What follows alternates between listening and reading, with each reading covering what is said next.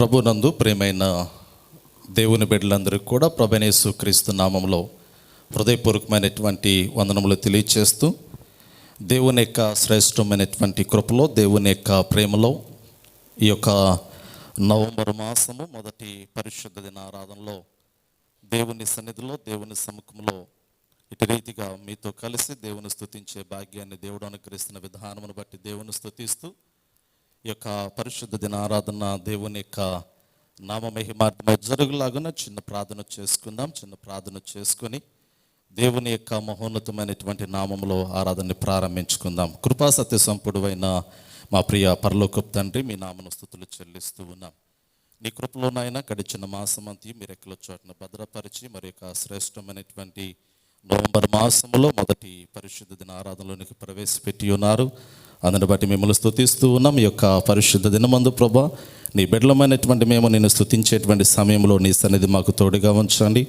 మా హృదయాంతరంగాలకు అవసరమైనటువంటి శ్రేష్టమైనటువంటి జీవపు వాక్కులను మెండుగా మా అందరికీ అనుగ్రహించి మీరే నీ నామమునకు మహిమ తెచ్చుకోమని యేసుక్రీస్తు నామంలో అడిగి వేడుకొనుచున్నాము తండ్రి, ఆమేన్.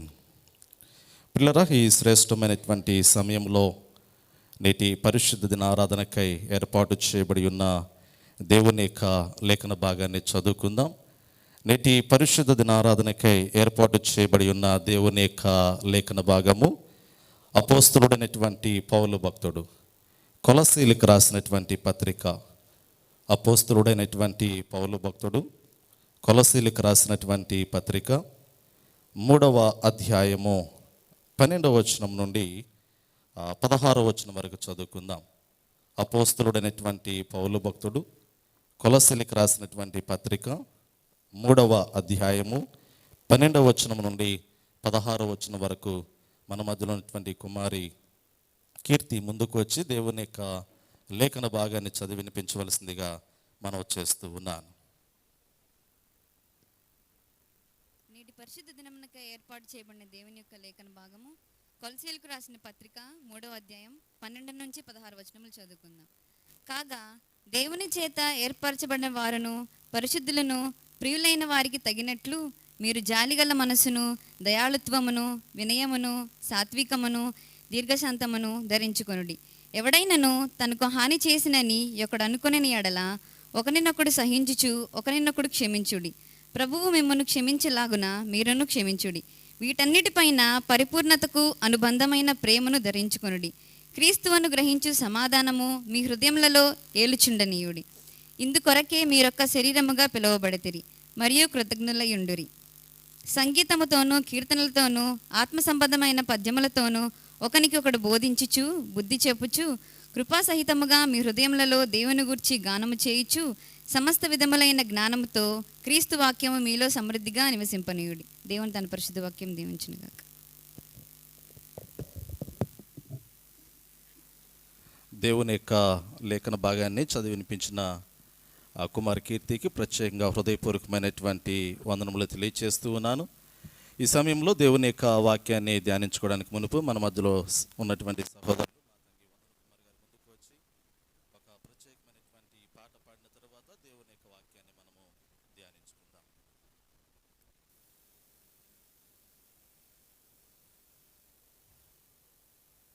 దేవుని నామంలో మీ అందరికీ వందనాలు చెల్లిస్తున్నామండి. ప్రాణమా ఎందుకే తొందర, దిగులు పడకు వేదన పడకు అనే పాట.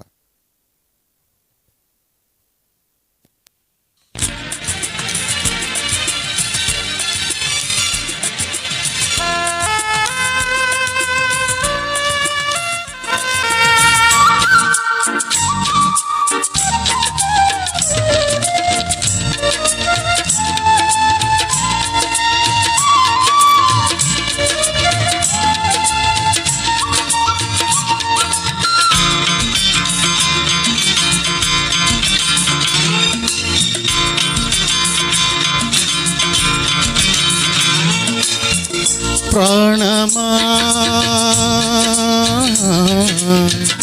ఎందుకే తొందర,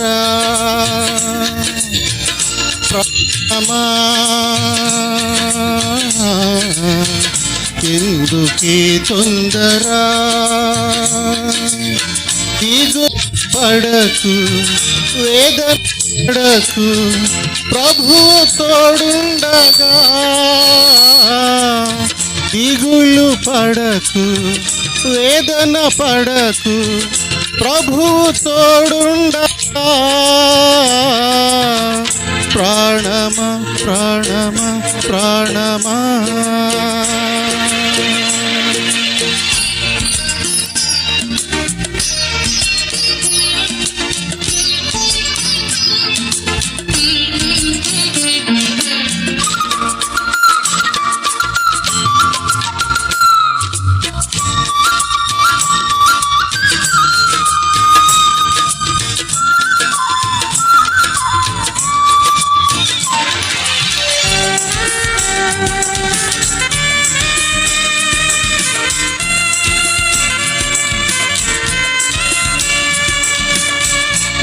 పిలిచిన ప్రభు నీతోనే ఉండగా దిగులేలా ప్రాణమా.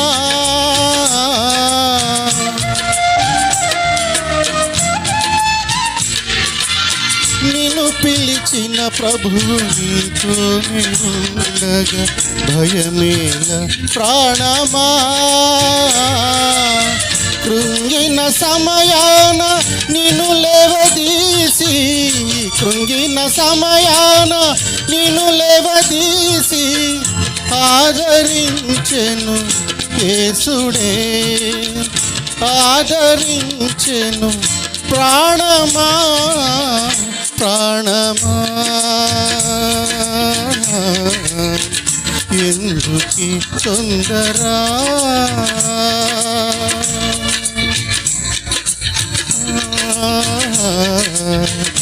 ఎందుకీ తొందర.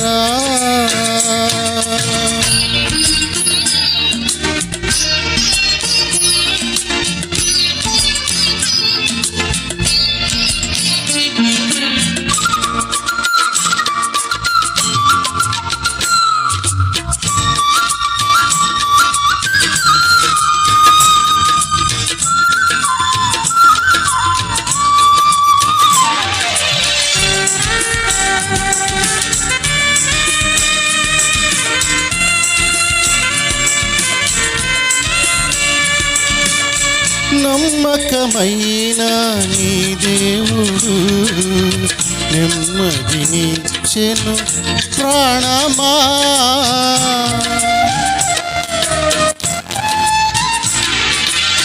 నమ్మకమైన నీ దేవుడు నెమ్మదినిచ్చెను ప్రాణమా.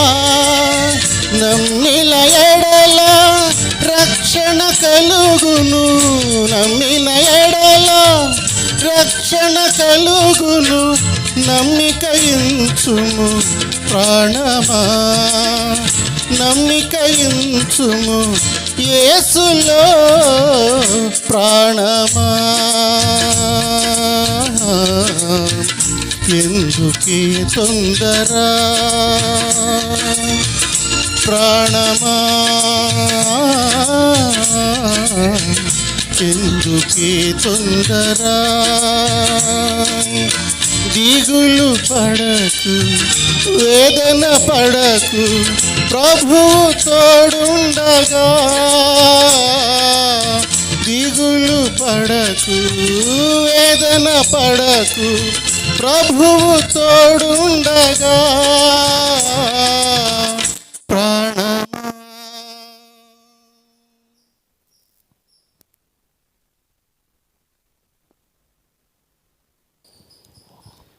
చక్కటి పాట పాడి దేవుని నామాన్ని స్తుతించి గణపరిచిన మాతంగి వందన కుమారి గారికి ప్రత్యేకంగా హృదయపూర్వకమైనటువంటి వందనములు తెలియజేస్తూ ఉన్నాను.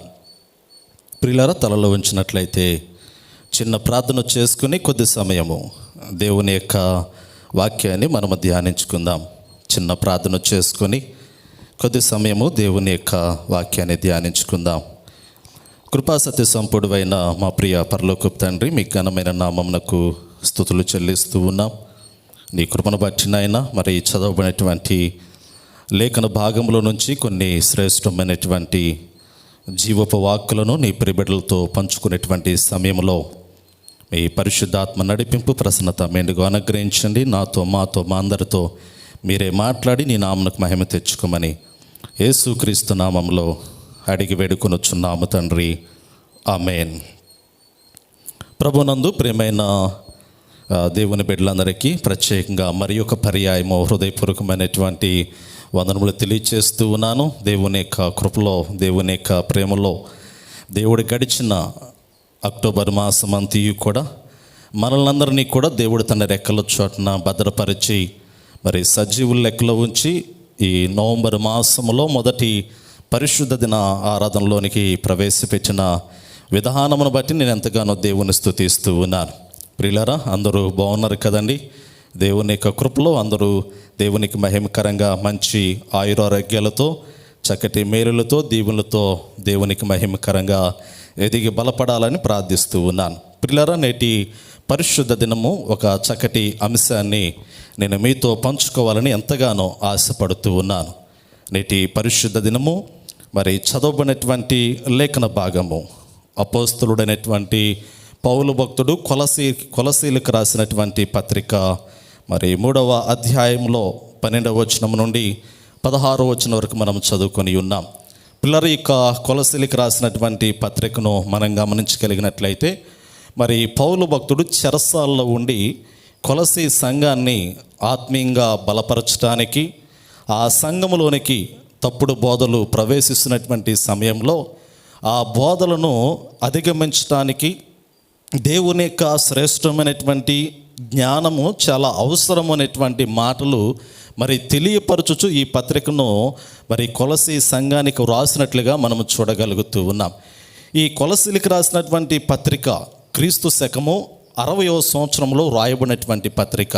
ఇది పౌలు భక్తుడు చెరసాల్లో ఉండి రాసినటువంటి పత్రిక కాబట్టి దీన్ని చెరపత్రిక అనేటువంటి మాట కూడా మనం చూడగలుగుతూ ఉన్నాం.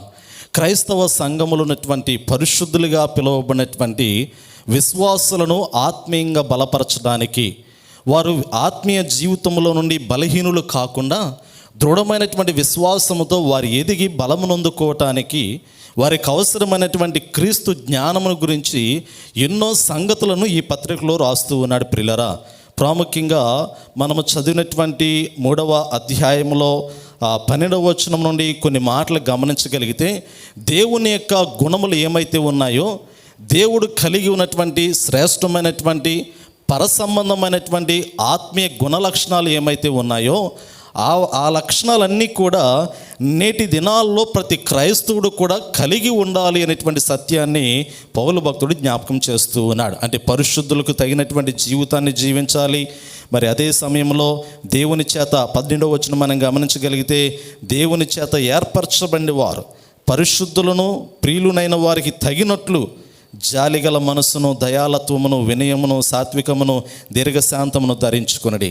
అంటే దేవుని చేత పిలువబడినటువంటి వారు, దేవుని యొక్క శ్రేష్టమైనటువంటి ఆ రక్షణానుమును పొందుకున్నటువంటి వారు ఎలా జీవించాలి అనేటువంటి మాటలు పౌలు భక్తుడు ఇక్కడ జ్ఞాపకం చేస్తూ ఉన్నాడు. పిల్లలు, ఈరోజు నేను మీతో పంచుకోవాలని ఆశపడుతున్నటువంటి అంశం ఏమిటంటే సమృద్ధి అనేటువంటి అంశాన్ని ఈరోజు నేను మీతో పంచుకోవాలని ఆశపడుతూ ఉన్నాను. సమృద్ధి అనేటువంటి మాటను మనం గమనించగలిగితే దీనికి అనేకమైనటువంటి పర్యాయ పదాలు ఉన్నాయి. పరిశుద్ధ గ్రంథంను బట్టి మనం గమనించవచ్చు, లేదా ఇంగ్లీష్లో మనం గమనించినా కానీ అనేకమైనటువంటి మాటలు, అర్థాలు మనకు తెలియచేయబడుతూ ఉన్నాయి. అబాండెంట్లీ అనేటువంటి ఒక మాట వాడబడుతూ ఉన్నది. ప్రియులారా, గ్రీకు భాషలో మనం చూడగలిగితే గ్రీకు భాషలో ఈ యొక్క సమృద్ధి అనేటువంటి మాటకి ఏ పదాన్ని వాడి ఉన్నారు అంటే ఫెరిసివో అనేటువంటి ఒక పదాన్ని వాడుతూ ఉన్నాడు గ్రీకు భాషలో. ఈ గ్రీకు భాషలో వాడబడినటువంటి సమృద్ధి అనేటువంటి పదానికి గ్రీకులో ఫెరిసివో అనేటువంటి పదాన్ని వాడి ఉన్నారు. ఆ పదానికి ఉన్నటువంటి భావాన్ని, ఆ పదానికి ఉన్నటువంటి కొన్ని పర్యాయ పదాలను మనం గమనించగలిగితే పరిశుద్ధ గ్రంథంలో మత్తయి సువార్త 13వ అధ్యాయము 12వ వచనంలోను, అదే సమయంలో లూకా సువార్త 12వ అధ్యాయము 15 వచనాలు, ఈ యొక్క అధ్యాయంలో ఉన్నటువంటి పదాలకి అక్కడ గ్రీకు భాషలో ఈ పదాన్ని వాడుతూ ఉన్నారు. ఆ యొక్క వచనాలు మనం గమనించగలిగితే ప్రియులారా, ఆ యొక్క వచనాల్లో ప్రాముఖ్యంగా మరి కొందరు వ్యక్తుల యొక్క జీవితాన్ని జ్ఞాపకం చేస్తూ ఉన్నారు. యేసు ప్రభువారు సువార్త పరిచర్య జరిగించేటువంటి సమయంలో మొదటిగా లూకా సువార్త 12వ అధ్యాయంలో కొన్ని మాటలు మనం గమనిద్దాం. ఈ ఫెరిసీవు అనేటువంటి ఆ మాటకున్నటువంటి భావాన్ని యేసు ప్రభువారు ఆనాడు సువార్త పరిచర్య జరిగిస్తున్నటువంటి సమయంలో ఏ ఉద్దేశంతో ఈ పదాన్ని వాడుతూ ఉన్నారు, ఏ ఉద్దేశంతో ప్రభువారు ప్రజలకి ఒక సందేశాన్ని ఇవ్వాలని ఆశపడుతూ ఉన్నారు. సమృద్ధిలో ఉన్నటువంటి ఆంతర్యము. సహజంగా నరుడు ఏ విధమైనటువంటి సమృద్ధిని కోరుతూ ఉన్నాడు, దేవుడు ఏ విధంగా సమృద్ధి కలిగి ఉండమని సెలవిస్తూ ఉన్నాడు. మన మానవుని యొక్క ఆలోచనకి దేవుని యొక్క తలంపుకి ఉన్నటువంటి వ్యత్యాసాన్ని, సమృద్ధిలో ఉన్నటువంటి వ్యత్యాసాన్ని ఈరోజు మనం ధ్యానించుకుంటూ ఉన్నాం. పిల్లలు, ఈ లూకా సువార్త 12వ అధ్యాయంలో ప్రాముఖ్యంగా 15వ వచనంలో యేసు ప్రభువారు తన శిష్యులకి జ్ఞాపకం చేస్తున్నటువంటి మాట. రెండోది, తను వెంబడిస్తున్నటువంటి వారికి తెలియపరుస్తున్నటువంటి సత్యం ఏమిటంటే, చూడండి అక్కడ అంటాడు కదా, ఆయన వారితో, మీరు ఏ విధమైన లోభమునకు ఎడమియక జాగ్రత్త పడుడి, ఒకని కలిమి విస్తరించుట వాని జీవమునకు మూలము కాదనను. పిల్లలు, ఈ మాట యేసు ప్రభువారు మరి శిష్యులను ఉద్దేశించి మాట్లాడుతూ ఉన్నారు. అదే సమయంలో యేసు ప్రభువారిని వెంబడించాలని ఆశపడుతున్నటువంటి వారు ఎవరైతే ఉన్నారో వారందరిని గురించి యేసు ప్రభువారు ఈ మాట జ్ఞాపకం చేస్తూ ఉన్నారు. ఈరోజు ప్రలోభాలకు లొంగిపోయేటువంటి వారు ఎంతోమంది ఉన్నారు. ఒక విధంగా చెప్పాలి అంటే, ఒక రకమైనటువంటి ఆశలకు లోనవుతున్నటువంటి వారు, ఒక రకమైనటువంటి కోరికలకు గురవుతున్నటువంటి వారు, ఒక్కొక్క సమయంలో ఒక్కొక్క బలహీనతకు లోనైపోయి పడిపోతున్నటువంటి వారు అనేక మంది ఈ లోకంలో కనపడుతూ ఉన్నారు.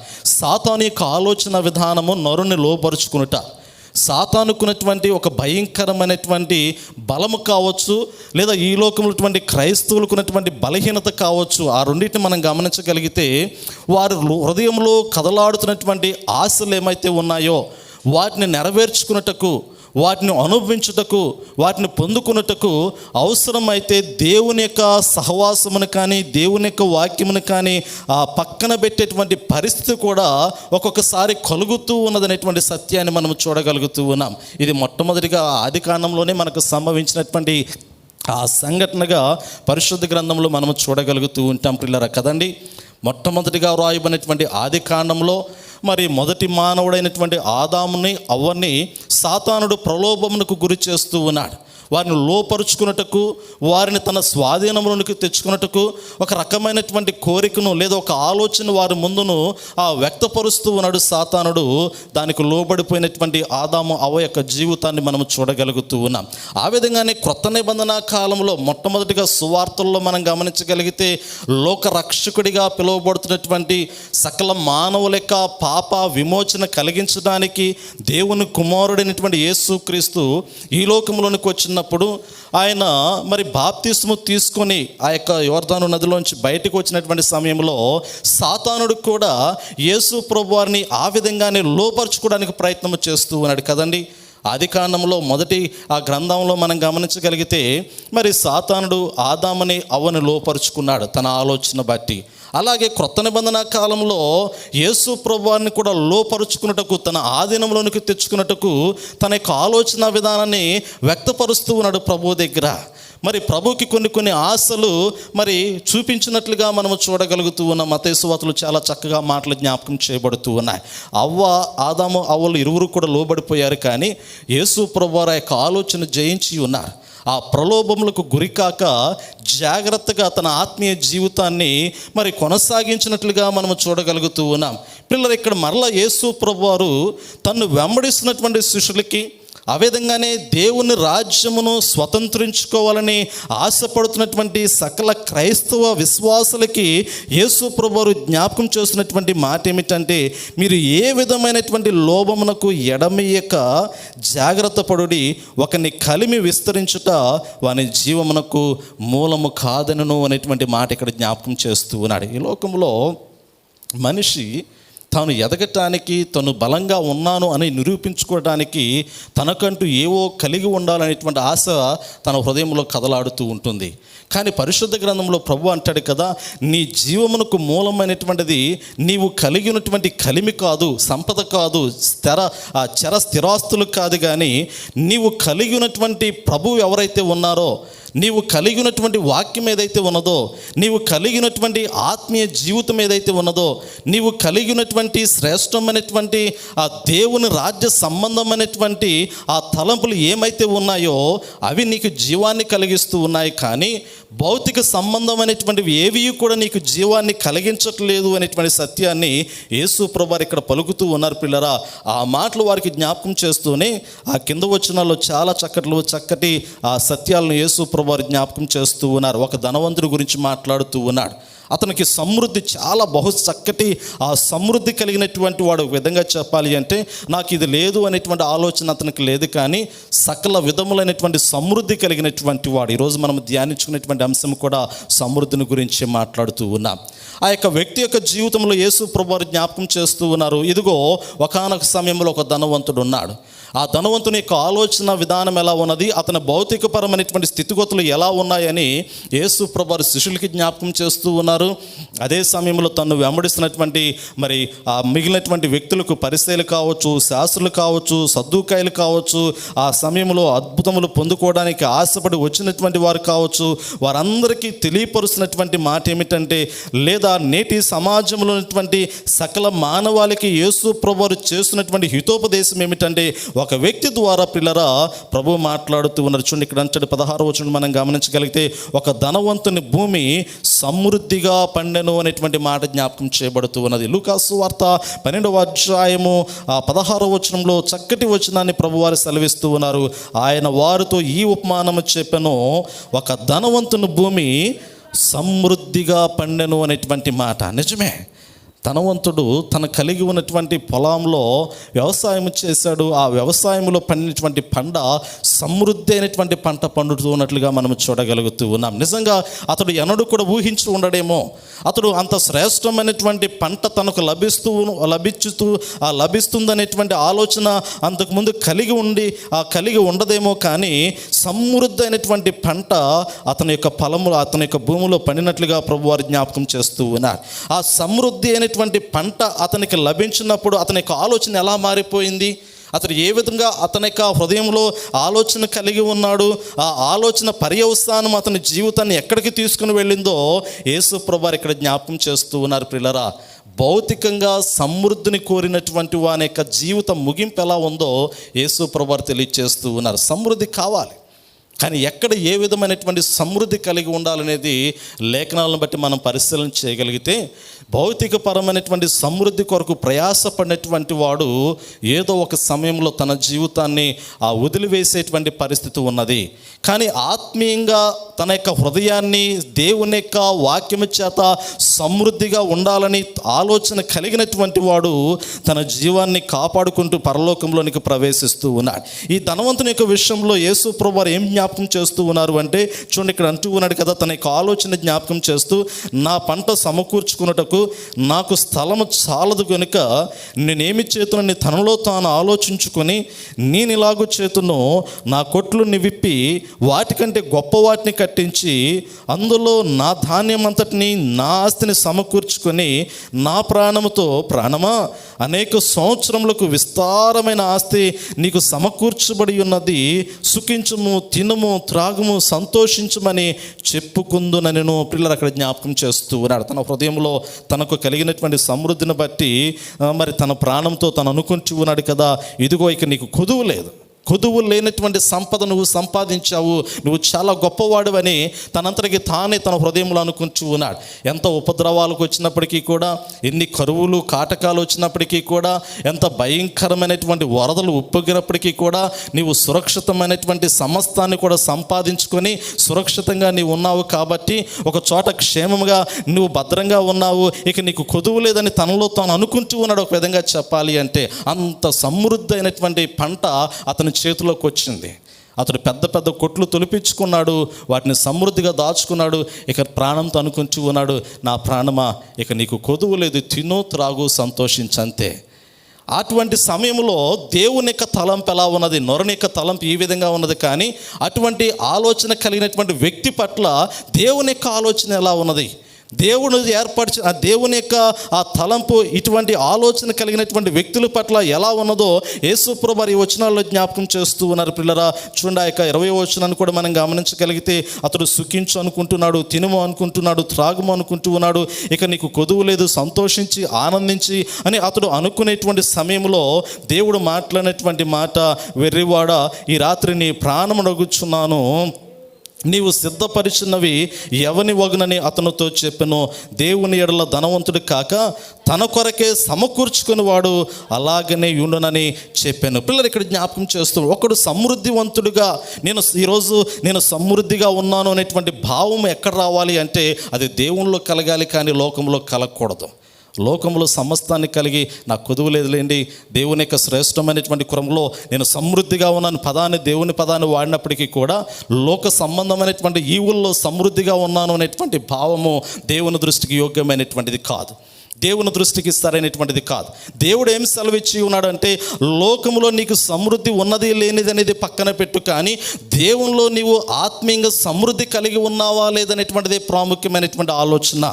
నిన్ను బ్రతికింప చేసేటువంటిది, నిన్ను జీవింప చేసేటువంటిది, నిన్ను శాశ్వతమైనటువంటి దేవుని రాజ్యంలోనికి నడిపించేటువంటిది ఏమిటి అంటే సమృద్ధి అయినటువంటి దేవుని యొక్క వాక్యం. అందుకే అపోస్తలుడైనటువంటి పౌలు భక్తుడు కొలస్సీలకు రాసినటువంటి పత్రికను మనం గమనించగలిగినట్లయితే, ఇందాక మనం చదువుకున్నటువంటి ఆ లేఖన భాగంలోనికి మనం ప్రవేశించినట్లయితే ప్రియులారా, ఆ యొక్క లేఖన భాగంలో చక్కగా జ్ఞాపకం చేస్తూ ఉన్నాడు పౌలు భక్తుడు. ఆ 16వ వచనము చివరి భాగంలో అంటాడు కదా, మీ హృదయములలో దేవుని గురించి గానము చేయుచు సమస్త విధములైన జ్ఞానముతో క్రీస్తు వాక్యము మీలో సమృద్ధిగా నివసింపనీయుడి అనేటువంటి మాట జ్ఞాపకం చేస్తూ ఉన్నాడు. నిజమే పిల్లలు, ఎంత శ్రేష్టమైనటువంటి సత్యమో. ఈరోజు సమృద్ధి అనేటువంటి పదానికి చక్కటి నిర్వచనము దేవుని యొక్క వాక్యము ఏమి జ్ఞాపకం చేస్తూ ఉన్నదంటే, నీ హృదయంలో దేవుని యొక్క వాక్యమును సమృద్ధిగా నివసింపనీయుడి అనేటువంటి మాట జ్ఞాపకం చేస్తూ ఉన్నాడు.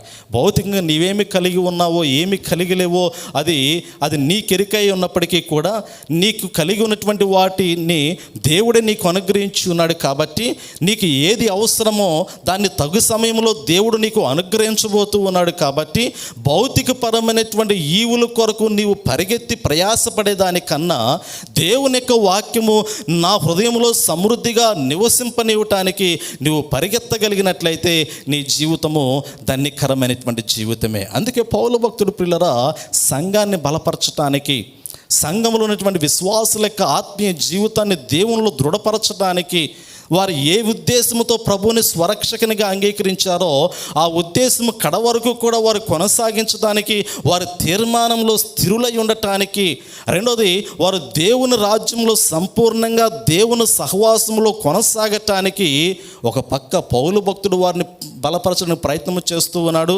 రెండో పక్క సాతానుడు కూడా వారిని బలహీనపరచడానికి ప్రయత్నం చేస్తూ ఉన్నాడు.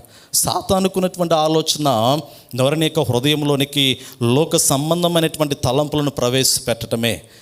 దైవికమైనటువంటి ఆలోచన పౌలు భక్తులు ఇక్కడ జ్ఞాపకం చేస్తున్నటువంటి ఆలోచన ఏమిటంటే, ఒక క్రైస్తవుడు నిలబడాలంటే, ఒక క్రైస్తవ విశ్వాసి దేవుని సన్నిధిని చూడాలి అంటే అతని హృదయంలో సమృద్ధి అయినటువంటి వాక్యము నివాసం ఉండాలి. సమృద్ధి అయినటువంటి వాక్యము అతని హృదయాన్ని ఏలుతూ ఉండాలి. ఆ వాక్యము అతని హృదయాన్ని ఏలుతూ ఉన్నప్పుడు అతడు సజీవుడిగా ఉంటాడు. అతడు అన్ని విషయములలో సమృద్ధిగా దేవుని గణపరిచేటువంటి స్థితిలోనికి రాగలుగుతూ ఉంటాడు. అటువంటి వారిని దేవుడు విడిచిపెట్టేటువంటి వాడు కాదు. అటువంటి వారిని దేవుడు తృణీకరించేటువంటి వాడు కాదు. అటువంటి వారిని దేవుడు వారి కష్టాలు పడుతూ ఉన్నప్పుడు, శ్రమలు పడుతూ ఉన్నప్పుడు, లేదా వేదన పడుతూ ఉన్నప్పుడు చూసి చూడక విడిచిపెట్టేటువంటి వాడు కాదు. అందుకే కీర్తనలు అంటాడు, సింహపు పిల్లలు లేమి కలవై ఆకలి కొనను, కానీ తర్వాత యెహోవాను ఆశ్రయించు వారికి ఏ మేలు కొదువై ఉండదు అనేటువంటి మాట జ్ఞాపకం చేస్తూ ఉన్నాడు. అడవికి రాజు సింహమై ఉండొచ్చేమో, కానీ సింహపు పిల్లలు మరి సింహపు రాజు పిల్లలుగా ఎంచబడి ఉండొచ్చేమో, కానీ అవి ఒక్కొక్కసారి మరి ఆకలి కొనినప్పుడు అవి ఆకలితో అలమటించేటువంటి పరిస్థితి వాటికి ఎదురవుతూనే ఉంటుంది. సింహపు పిల్లలు లేమి కలవై అంటాడు. ఆకలి కొనునేమో ఒక విధంగా చెప్పాలి అంటే, ఎందుకంటే అది అడవికి రారాజు అయినప్పటికీ కూడా, అది వేటాడలో నేర్పరితనము కలిగినప్పటికీ ఉన్నప్పటికీ కూడా దాని పిల్లలు కూడా ఒక్కొక్కసారి ఆకలికి అలమటించేటువంటి పరిస్థితి వస్తూ ఉన్నట్లుగా మనము చూడగలుగుతూ ఉన్నాం. కానీ ప్రియులారా, దేవుని బిడ్డలమైనటువంటి మన యొక్క జీవితాల్లో దేవుడు మనకిస్తున్నటువంటి వాగ్దానం ఏమిటంటే, దేవుని యందు ఖచ్చితంగా నమ్మకం ఉంచేటువంటి వారికి, దేవుని మీద ఆధారపడినటువంటి వారికి ఏ మేలు కూడా కొదువుగా ఉండదనేటువంటి మాట జ్ఞాపకం చేస్తూ ఉన్నాడు. ఎంత శ్రేష్టమైనటువంటి మాట! ఈరోజు ఆ విశ్వాసాన్ని, ఆ నమ్మకాన్ని దేవుని మీద కలిగి ఆధారపడి ముందుకు కొనసాగినట్లయితే నీ జీవితంలో ఎప్పుడు ఏది అవసరమైనదో దాన్ని తప్పక దేవుడు అనుగ్రహిస్తూ ఉంటాడు. అందుకే కొలసీ సంఘానికి ఈ మాటలు జ్ఞాపకం చేస్తూ, దేవుని యొక్క వాక్యాన్ని మీలో సమృద్ధిగా నివసింపనీయుడి, ఆ వాక్యము మిమ్మల్ని బ్రతికిస్తూ ఉన్నది, ఆ వాక్యము మీకు సంతోషాన్ని ఇస్తూ ఉన్నది, ఆ వాక్యము మీ జీవమునకు మూలమై ఉన్నది. కాబట్టి సమృద్ధి అయినటువంటి దేవుని గురించినటువంటి జ్ఞానమైనటువంటి వాక్యము మీ హృదయాన్ని ఏలనీయుడు అనేటువంటి మాట జ్ఞాపకం చేస్తూ ఉన్నాడు. ఆ సమయంలో ఇంకొక మాట అన్నాడు కదా, పై వచనాల్లో, పరిశుద్ధులకు ప్రియులైనటువంటి వారికి తగినట్లుగా జీవించండి అనేటువంటి మాట కూడా జ్ఞాపకం చేస్తూ ఉన్నాడు. ప్రియులరా, ఈ లోకంలో పరిశుద్ధులకు అనేటువంటి మాట మనం గమనించగలిగితే, యేసు ప్రభువారి యొక్క జీవితంలో ప్రభువారు అంటాడు, ఆయన పరిశుద్ధుడు అంటాడు. నేను పరిశుద్ధుడై ఉన్న ప్రకారము మీరును పరిశుద్ధులై ఉండుడి అని యేసు ప్రభువారు సెలవిచ్చి ఉన్నారు.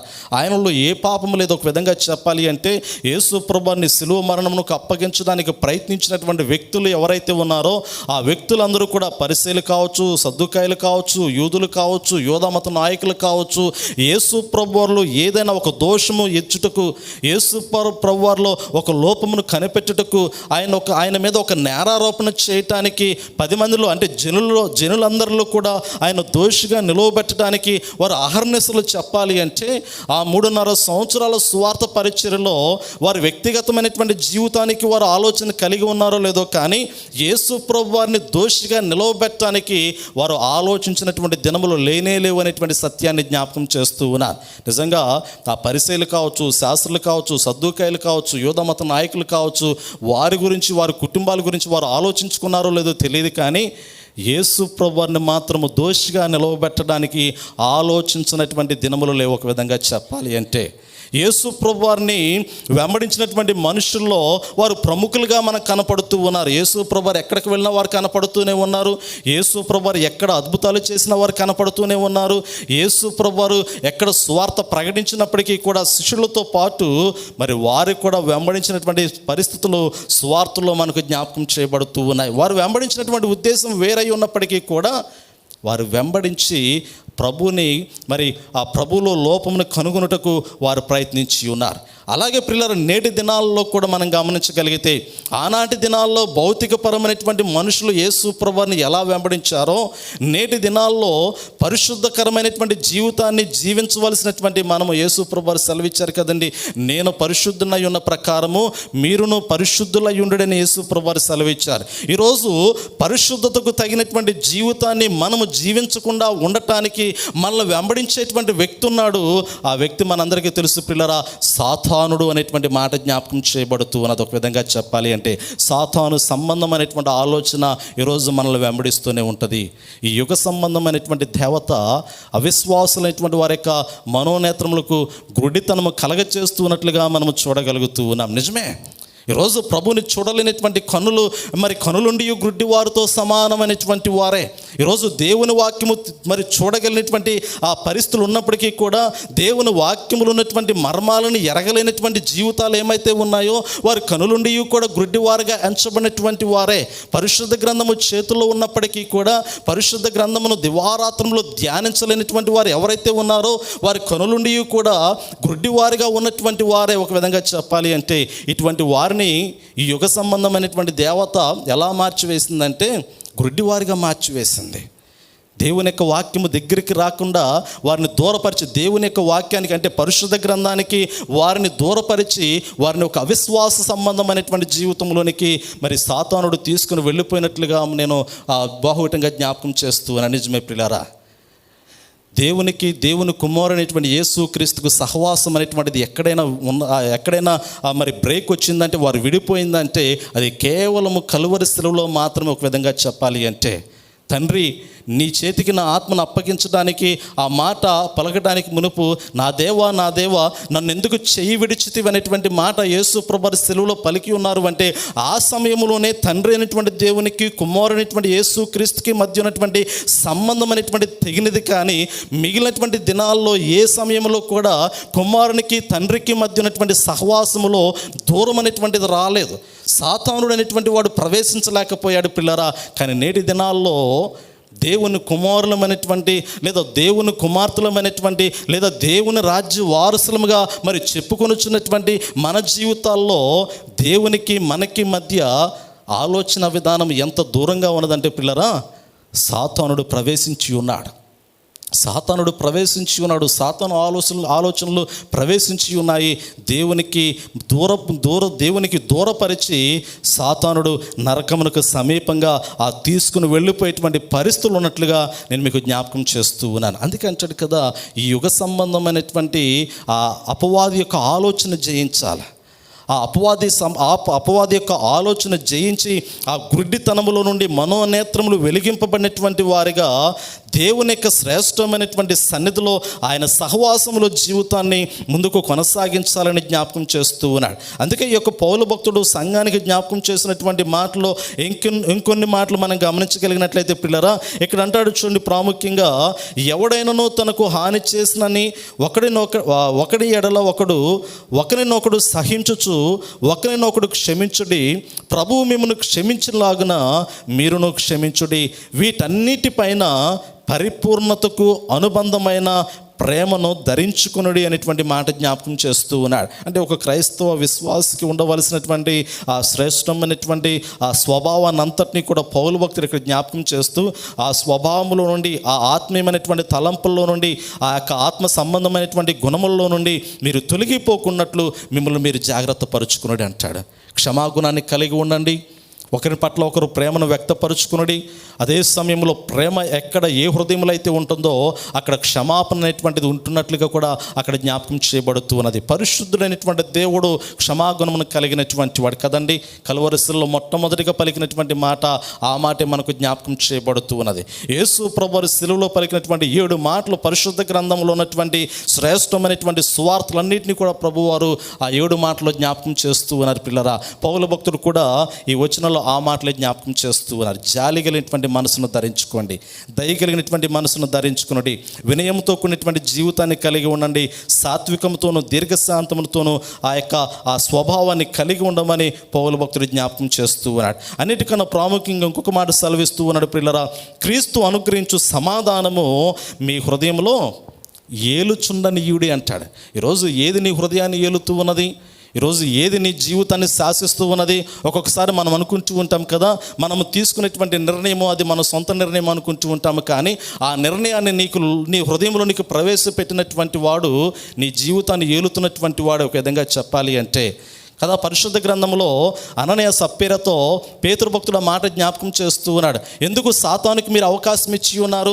ఎందుకు సాతానుడు మీ హృదయాలను ప్రేరేపించుటకు ఆ యొక్క అవకాశాన్ని ఎందుకు మీరు కలిగించి ఉన్నారు అనేటువంటి మాట ఆ పేతురు చాలా చక్కగా ఆ అపోస్తుల కార్యముల గ్రంథం మనం గమనించగలిగితే అక్కడ జ్ఞాపకం చేస్తూ ఉన్నాడు. పిల్లలు చూడండి, ఒకసారి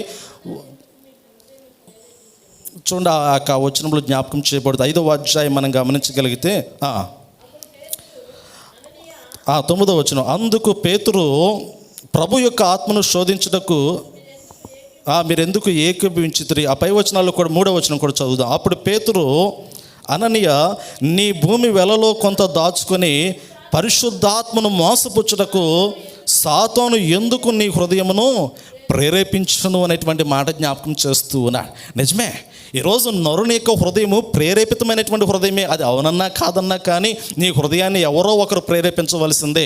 అది దేవుని యొక్క వాక్యమన్నా అయి ఉండాలి, లేదా పరిశుద్ధాత్మ దేవుడైనా అయి ఉండాలి. వీరిరువురు కాని పక్షంలో సాతానుడైనా అయి ఉండాలి. అంతే పిల్లరా, మీరు అవునన్నా కాదన్నా అంతే. నీ హృదయము ఏదో ఒక రీతిలో ప్రేరేపించబడేటువంటి హృదయమే.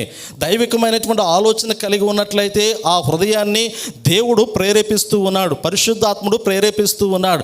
దేవుని యొక్క వాక్యము నీతో మాట్లాడు చేయబడుతూ ఉన్నది. దేవుని యొక్క వాక్యము నీతో మాట్లాడి నీ జీవితాన్ని సరిచేయుటకు నిన్ను ప్రేరేపించుతున్నది అనేటువంటి సత్యాన్ని నీవు గ్రహించాలి. ఒకవేళ అలా కాకపోతే మరొక రీతిలో నీ హృదయం ప్రేరేపించబడుతూ ఉన్నదంటే దేవుని యొక్క ఆత్మ కాకుండా, పరిశుద్ధాత్మ దేవుడు కాకుండా, దేవుని యొక్క శ్రేష్టమైనటువంటి జీవపు వాక్కులు కాకుండా మరొక ఆత్మ నీ హృదయాన్ని ప్రేరేపించుచున్నది అనేటువంటి సత్యాన్ని అయినా గుర్తెరగవలసినటువంటి అవసరత ఉన్నది అనేటువంటి సత్యాన్ని పరిశుద్ధ గ్రంథంలో వ్యక్తుల యొక్క జీవితాల ద్వారా మనం తెలుసుకుంటూ ఉన్నాం. ఇక్కడ అననీయ సప్ఫీరా యొక్క జీవితాన్ని బట్టి పేతురు మాట్లాడుతూ ఉన్నాడు కదా, ఇదిగో మరి సాతానుడు మీ హృదయమును ప్రేరేపించుటకు వారు అవకాశం ఇచ్చి ఉన్నారు. హృదయము అక్కడ మోసపరచబడుతూ ఉన్నది. నువ్వు మోసపోయావా లేదనేటువంటి సత్యము అది నీకు తెలియకపోయినప్పటికీ కూడా నువ్వు మోసపోయావో లేదో అది ఎప్పుడు నువ్వు గ్రహించగలుగుతూ ఉన్నావు అంటే పిల్లరా, ఇక్కడ అననీయ సప్ఫీరా వారు మోసపోయాము అనేటువంటి ఆలోచన వారి హృదయంలోనికి, వారి జీవితంలోనికి ఎప్పుడు తీసుకున్నారు అంటే మరణము ప్రవేశించినప్పుడు. ఒక విధంగా చెప్పాలి అంటే వారి జీవితంలోనికి అప్పుడు మరణం ప్రవేశించేసింది. మరణము ప్రవేశించేటువంటి ఆ చివరి దినములో, ఆ చివరి గడియలో అయ్యో సాతానుడు మా హృదయాన్ని మోసపుచ్చాడు, అనవసరమైనటువంటి పాపపు తలంపును నా హృదయంలోనికి నేను తీసుకున్నాను, ఇదిగో నేను రక్షింపబడినటువంటి వాడును, నేను ప్రార్థనలో దేవునితో ఏకీపించినటువంటి వాడును, దేవుని యొక్క శ్రేష్టమైనటువంటి పరిచర్యలో ముందుకు కొనసాగుతున్నటువంటి వాడును, అటువంటి వాడనైనటువంటి నా హృదయంలో ఇటువంటి దురాలోచన ఎలా వచ్చినది, ఇటువంటి పాపపు ఆలోచన ఎలా వచ్చినది, ఇదిగో నేను దొంగిలించాలనేటువంటి ఈ తలంపు నా హృదయంలో నీకు ఎందుకు వచ్చినది, ఈ తలంపు ఒకవేళ నా హృదయంలో కలిగినదంటే ఇది దైవికమైనటువంటి తలంపు కాదు, కానీ ఇది సాతానుడు నా హృదయంలో ప్రవేశపెట్టి నన్ను మరణంలోనికి తీసుకుని వెళ్ళటానికి ఇచ్చినటువంటి తలంపు అనేటువంటి సత్యాన్ని గ్రహించాలి. ఎందుకంటే కయ్యూను దగ్గర కూడా ఇదే మాట దేవుడు జ్ఞాపకం చేస్తూ ఉన్నాడు కదా. హేబేలు కయ్యూను యొక్క జీవితాన్ని మనం గమనించగలిగితే అక్కడ కూడా నీవు సత్క్రియ చేసిన ఎడల అనేటువంటి మాట జ్ఞాపకం చేస్తూ ఉన్నాడు. ఆ క్రియ జరగకుండా చేసేటువంటి వాడు సాతానుడే. మంచి కార్యము జరగకుండా అడ్డుపడేటువంటి వాడు సాతానుడే. ఒక మంచి జీవితము జీవించకుండా చేసేటువంటి వాడు కూడా సాతానుడే. దేవుని కుమారునిగా, ఒక మంచి విశ్వాసిగా, దేవుని రాజ్యపు వారసుడిగా ఉండకుండా చేసేటువంటి వాడు కూడా సాతానుడే. సాతానుడు అలా చేయాలి అంటే హృదయాన్ని ప్రేరేపించాలి. ఆ హృదయాన్ని ఎప్పుడు ఎలా ప్రేరేపిస్తాడో కూడా తెలియదు పిల్లరా. అందుకే అంటాడు కదా, హృదయము మోసకరమైనది అంటాడు, అది ఘోరమైనటువంటి వ్యాధి కలిగినది అంటాడు, దాన్ని గ్రహించగలిగినటువంటి వాడు ఎవడున్నాడు అనేటువంటి మాట కూడా జ్ఞాపకం చేస్తూ ఉన్నాడు. ఈరోజు ఈ సంగతిని గుర్తెరగలేకపోతున్నటువంటి మానవ జీవిత విధానాన్ని మనం పరిశీలన చేయగలిగితే పిల్లరా, వారు అడుగులు వేస్తూ ఉన్నారు అనేటువంటి భావంలో ఉన్నారు, వారు మేము దేవుణ్ణి వెంబడిస్తూ ఉన్నామనేటువంటి భావంలో ఉన్నారు, కానీ నిజంగా జీవితములు అధపాతాళంలోనికి పడిపోయేటువంటి స్థితిలో ఉన్నట్లుగా లేఖనాలను బట్టి జ్ఞాపకం చేయబడుతూ ఉన్నది పిల్లలు. అందుకే పౌలు భక్తుడు అంటాడు కదా, నీ హృదయంలో క్రీస్తు యొక్క వాక్యము సమృద్ధిగా ఉండాలి. ఆ వాక్యము సమృద్ధిగా ఉంటే ఆకు వాడక, ఒక విధంగా చెప్పాలి అంటే కీర్తనల గ్రంథంలో జ్ఞాపకం చేస్తూ ఉంటాడు పిల్లరా, ఎటువంటి పరిస్థితులు వచ్చినప్పటికీ కూడా, ఎటువంటి ఇబ్బందులు ఎదురైనప్పటికీ కూడా, ఎటువంటి ఉప్పెన సంభవించినప్పటికీ కూడా దేవుని యొక్క వాక్యము హృదయంలో సమృద్ధిగా ఉన్నటువంటి వాడు, ఆ వాక్యము చేత మరి ఏలబడుతున్నటువంటి వాడు, లేదా ఆ వాక్యము చేత పోషింపబడుతున్నటువంటి వాడు, ఆ వాక్యమును ఆధారము చేసుకుని ఆ నడుస్తున్నటువంటి వాడు ఎలా ఉంటాడో ఈ కీర్తనల గ్రంథంలో చాలా చక్కగా 3వ వచనంలో జ్ఞాపకం చేస్తూ ఉన్నాడు. అతడు నీటి కాలువల యొరన నాటబడినదై ఆకువాడక తన కాలమందు ఫలమిచ్చే చెట్టు వలె ఉండను, అతడు చేనుదంతయు సఫలమగును.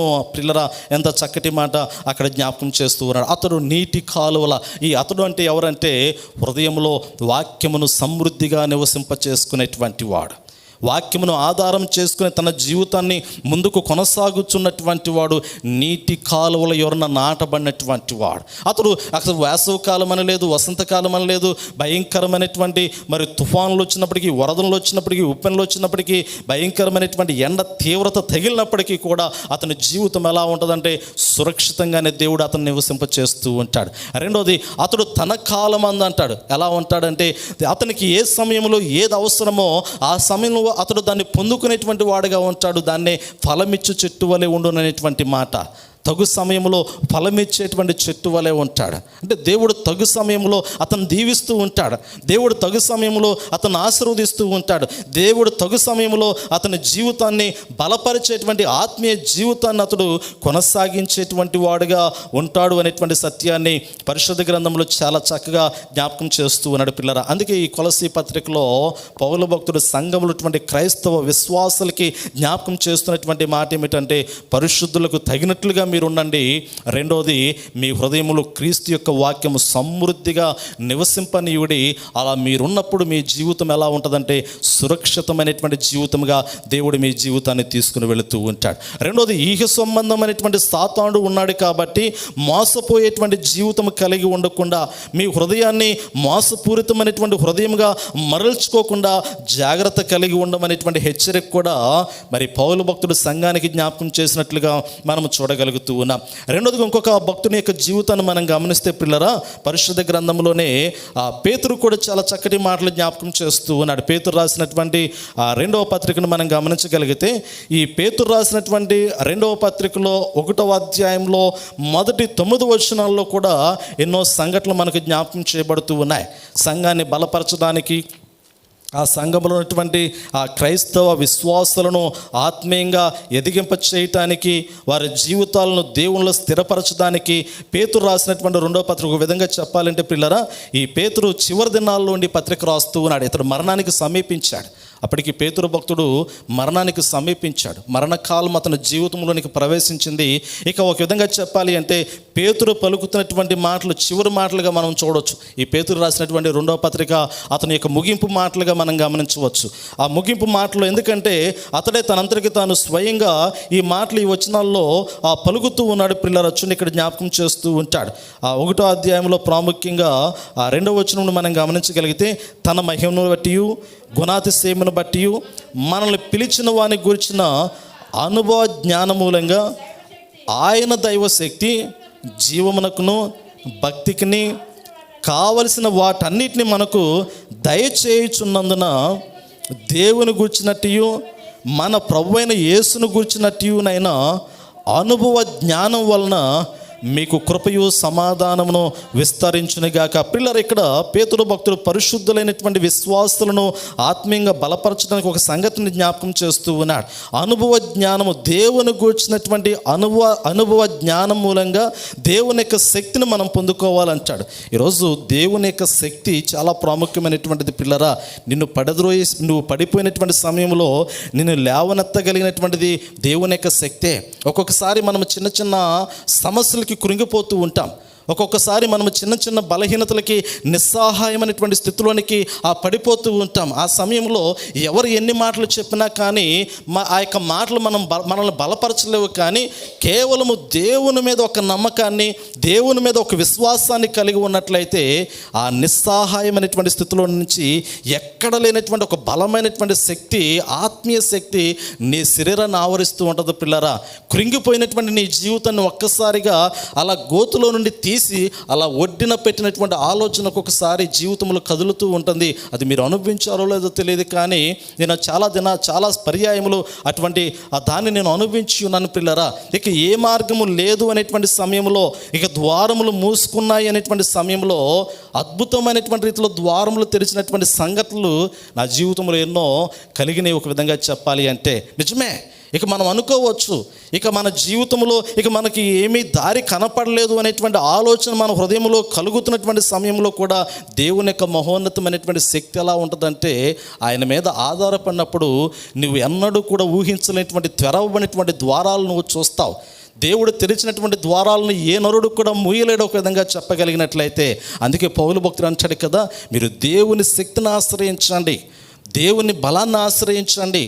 ఆయన బలాన్ని మీరు ఆశ్రయించినప్పుడు, ఆయన శక్తిని మీరు ఆశ్రయించినప్పుడు, ఆయన యందు సంపూర్ణమైనటువంటి నమ్మకంతో, విశ్వాసంతో మీరు అడుగులు ముందుకు వేస్తూ ఉన్నప్పుడు ఎంత సాతాను యొక్క ఆలోచన అయినప్పటికీ కూడా దాన్ని అధిగమింప చేయగలిగినటువంటి వాడు నీవు నమ్ముకున్నటువంటి దేవుడు అంటాడు. అందుకే ఇక్కడ పేతురు భక్తుడు సంఘంలో ఉన్నటువంటి విశ్వాసులను దైవశక్తి ద్వారా మీ జీవితాలను నడిపించుకోమని జ్ఞాపకం చేస్తూ అన్నాడు. పిల్లరా, ఈ లోకంలో లోక సంబంధమైనటువంటి వాటిని నమ్ముకునేటువంటి వాడు వాటి ద్వారానే మరి నశించిపోయేటువంటి వాడుగా ఉంటాడు. ఒక విధంగా చెప్పాలి అంటే ఈ లోకంలో ఉన్నటువంటి సకల సృష్టి యావత్తు కూడా నరుని యొక్క జీవితమునకు అవసరమైనవి, కానీ వాటి ద్వారా నరుడు జీవాన్ని పొందుకోవట్లేదు పిల్లరా. శాశ్వతమైనటువంటి జీవాన్ని పొందుకోవట్లేదు. దేవుడు ఆకాశాన్ని సృష్టించాడన్నా, దేవుడు భూమిని సృష్టించాడన్నా, సముద్రమును సృష్టించాడన్నా, సకల విధమైనటువంటి జీవరాశులను సృష్టించాడన్నా, దేవుడు పంచభూతములు సృష్టించాడన్నా, ఈ సృష్టి యావత్తు దేని కొరకంటే నరుని యొక్క జీవిత ఉనికి కొరకే. ఒక విధంగా చెప్పాలి అంటే వీటన్నిటిని దేవుడు సృష్టించిన తరువాత వాటిని ఏలుటకు, వాటిని అనుభవించుటకు, వాటి ద్వారా అతడు తన జీవితాన్ని కొనసాగించడానికి ఆదామును అవ్వను సృష్టించాడు పిల్లరా. ఒక విధంగా చెప్పాలి అంటే కానీ సృష్టికర్త అయినటువంటి దేవుని విడిచి సృష్టాన్ని ఆధారం చేసుకుని బ్రతుకుతున్నటువంటి నరుడు ఒక ఉరివానితో సమానమైనటువంటి వాడే నిజం చెప్పాలి అంటే కదండి.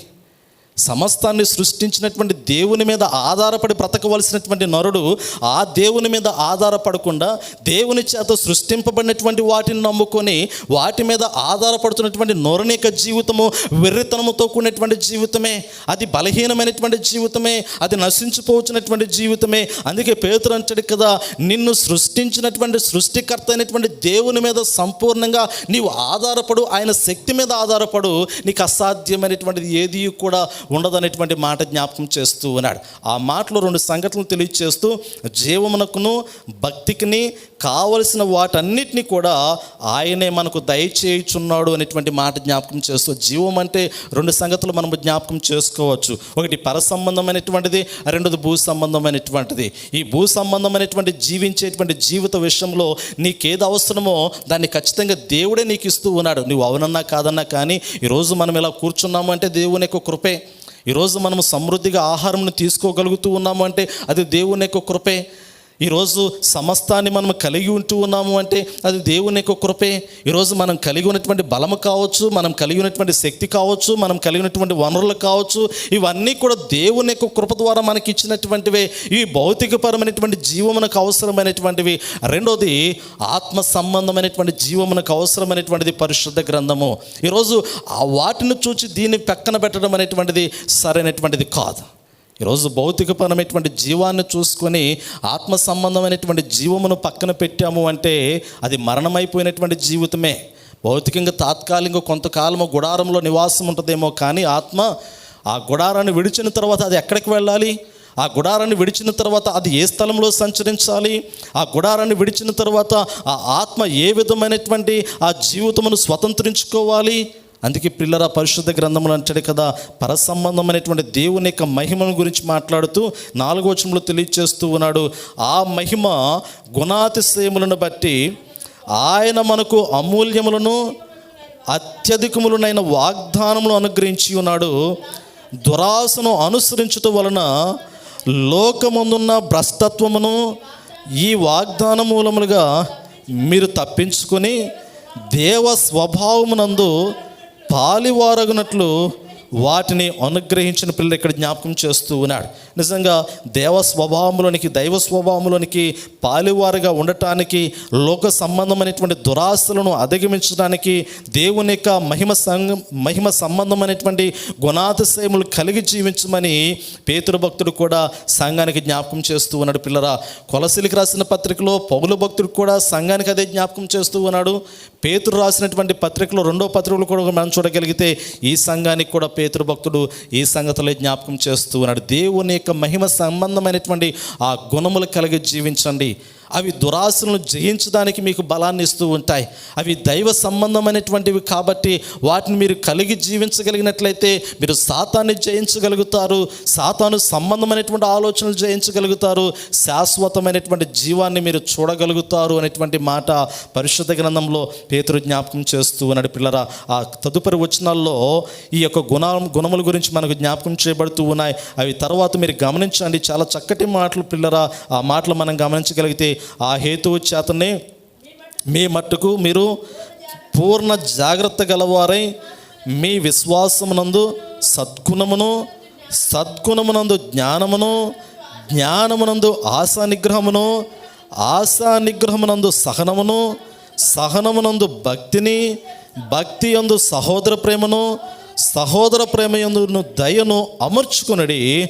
ఇవి మీకు కలిగి విస్తరించిన యెడల అవి మన ప్రభుని యేసు క్రీస్తును గూర్చిన అనుభవ జ్ఞాన విషయంలో మిమ్మును సోమరులైనను నిష్ఫలులైనను కాకుండా చేయును.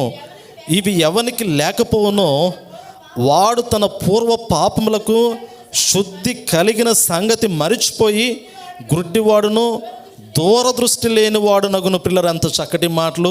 మీరు 1-2 పర్యాయములు మీరు గృహములకు వెళ్ళిన తర్వాత ఈ యొక్క వాక్యాన్ని మీరు పరిశీలించండి. ఈ పేతురు రాసినటువంటి 2వ పత్రిక 1వ అధ్యాయం మొదటి 9 వచనాలు మీరు 1-2 పర్యాయములు పరిశీలించండి. ప్రియులరా, ఈ లక్షణాలు ఎవరిలో అయితే లేకుండా ఉన్నాయో వారు ఎలాంటి వారు అంటే, చూడండి ఆ వచనంలో జ్ఞాపకం చేస్తూ ఉన్నాడు, వారు దూరదృష్టి లేనటువంటి వారు, వారు గుడ్డితనాన్ని కలిగినటువంటి వారు అంటారు. దూరదృష్టి లేనటువంటి వారు అంటే ఒక విధంగా చెప్పాలంటే ఈ రోజు గురించి వారు ఆలోచన చేస్తారు, కానీ కేవలం ఈ రోజు ఈ సమయంలో ఈ సంగతుల గురించి వారు ఆలోచన చేస్తారేమో, కానీ దూరంగా అంటే రాబోతున్నటువంటి దినాల్లో పొందుకోబోయేటువంటి మహిమ కిరీటాలను గురించినటువంటి ఆలోచన హృదయాల్లో ఉండదు. పిల్లలు ఒక విధంగా చెప్పాలి అంటే ఈ ఆలోచన కలిగినటువంటి వారు పరిశుద్ధ గ్రంథంలో అపోస్తులైనటువంటి పౌలు భక్తుడు మనకు కనపడతాడు. ఒక విధంగా చెప్పాలి అంటే అపోస్తులైనటువంటి పౌలు భక్తుడు బహుదూర దృష్టి కలిగినటువంటి వాడు. తాను మరణానంతరము కూడా పొందుకోబోయేటువంటి ఆ మహిమ కిరీటమును గురించి ఈ లోకంలో సమస్తాన్ని నష్టంగా ఎంచుకున్నటువంటి ఆలోచన దూరదృష్టి. ఒక విధంగా చెప్పాలి అంటే ఈరోజు నరుని యొక్క ఆలోచన నేటి దినానికో లేదా రేపటి దినానికో ఒక సంవత్సరానికో లేదా 2-3 సంవత్సరాలకు కొన్ని సంవత్సరాలకు సంబంధించి నరుడు ఆలోచన చేస్తూ ఉన్నాడు. కానీ ఇక్కడ పౌలు భక్తుడు కానీ పేతురు భక్తుడు కానీ దేవుని యొక్క లేఖనాల్లో సెలవిచ్చినటువంటి మాటలు మనం చూడగలిగితే దూరదృష్టి అంటాడు. ఆ దృష్టిని గురించినటువంటి ఆలోచన ఏమిటంటే, ఇదిగో ప్రభు యొక్క మహిమ సింహాసనం ఎదుట నిన్ను నీవు కనపరుచుకునటానికి ఆ యొక్క జీవితం నీకు ఉన్నదో లేదో అటు ఆలోచనలోనికి రావాలి. ప్రభు యొక్క మహిమ సింహాసనం ఎదుట నిలవబడగలిగినటువంటి ఆలోచన నీ హృదయంలో ఎన్నిసార్లు కదలాడుతూ ఉన్నది. ఇదిగో గాన ప్రతిగానములతో ఆయన ఎదుట నేను ఆయన స్తుతించాలనేటువంటి తలంపు నీ హృదయంలో ఎన్నిసార్లు కదలాడినది. ఆ తలంపు నువ్వు ఎన్నిసార్లు నీ హృదయంలోనికి తీసుకున్నావు. ఆ యొక్క తలంపు నీ హృదయంలో కదలాడుతూ ఉన్నదంటే అది పరిశుద్ధాత్మ దేవుడు నిన్ను ఆత్మీయంగా ప్రేరేపిస్తున్నట్లు లెక్క. ఒకవేళ ఆ దైవికమైనటువంటి ఆ పరసంబంధమైనటువంటి ఆ పరలోక రాజ్య సంబంధమైనటువంటి ఆలోచన నీ హృదయంలో కదలాడట్లేదు అంటే నీ హృదయాన్ని ఒకవేళ ఈ యుగ సంబంధమైనటువంటి సాతానుడు ఈ ఈవులతో ఈ లోక సంబంధమైనటువంటి ఆలోచనలతో ఒక రకమైనటువంటి భ్రమలోనికి నీ జీవితాన్ని తీసుకుని వెళ్ళి దేవునికి దూరపరుస్తూ ఉన్నాడు అనేటువంటి సంగతి గ్రహించాలని పేతురు భక్తుడు పిల్లల సంఘానికి జ్ఞాపకం చేస్తూ ఉన్నాడు. నిజమే, ఈ యొక్క లక్షణాలు ఎవరైతే ఈ విశ్వాస సంబంధమైనటువంటి సద్గుణాలు కావచ్చు, జ్ఞానము కావచ్చు, ఆశానిగ్రహము కావచ్చు, సహనము కావచ్చు, భక్తి కావచ్చు, లేదా ప్రేమ కావచ్చు, లేదా దేవుని యొక్క దయ కావచ్చు, ఇవి ఎవరిలో అయితే కనుమరుగై ఉన్నాయో వారి గుడ్డివారిగా వారి జీవితాన్ని కొనసాగిస్తూ ఉన్నారు. రెండోది, దేవుని రాజ్య సంబంధమైనటువంటి దూరదృష్టి వారి హృదయంలో లేదు అనేటువంటి మాట కూడా పేతురు భక్తుడు తేటతెల్లము చేస్తూ ఉన్నాడు. పిల్లరా, నిజమే, ఈరోజు ఈ ఆలోచన మన హృదయంలో ఉండాలి. దేవుని రాజ్యమును స్వతంత్రించుకునేటువంటి ఆ తపన, ఆ తృష్ణ, ఆ కోరిక ఆ హృదయంలో ఉండాలి. కోరాహు కుమారులు ఆ తృష్ణ కలిగినటువంటి వారు. దేవుని మందిర ద్వారములు ఎప్పుడు తెరవబడతాయా, నేను ఎప్పుడు దేవుని సన్నిధిని చూస్తానా, నేను ఎప్పుడు దేవుని సన్నిధిలో ఆయన నామాన్ని మహింపరుస్తాను అని ఆ మందిర ద్వారములు తెరవబడక మునిపే ఆ మందిర ద్వారములు ఎదుట మరి కాచుకున్నటువంటి వారు ఒక విధంగా చెప్పాలి అంటే, ఆ మందిర ద్వారములు ఎదుట నిరీక్షిస్తున్నటువంటి వారు ఒక విధంగా చెప్పాలి అంటే, మందిర ద్వారము తెరిచిన వెంటనే మొట్టమొదటిగా నేనే పరిగెత్తాలి, నేనే ఉండాలి అనేటువంటి ఆలోచన కలిగినటువంటి వారు కోరాహు కుమారులు. పిల్లరా, ఎంత శ్రేష్టమైనటువంటి జ్ఞానం కలిగినటువంటి వారు, ఎంత చక్కటి తలంపులు కలిగినటువంటి వారు, దివారాత్రులు కూడా ఆయన సహవాసాన్ని కోరుకున్నటువంటి వారు. ఒకానొక దినాల్లో సంఘంలో ఉన్నటువంటి విశ్వాసులందరూ కూడా పాటలు పాడుతూ ఉంటే సేవకుడు వచ్చి వాక్యం చెప్పేటువంటి వాడు. మీకు తెలుసో లేదో, అటువంటి దినాలు మీరు చూసి ఉన్నారో లేదో, కానీ నాకు తెలిసి చూసే ఉంటారు. ఎందుకంటే ఒకానొక సమయంలో సేవకుడు అనేటువంటి వాడు అనేకమైనటువంటి సంఘాల్లో వాక్యము చెప్పి వచ్చేటువంటి వాడు.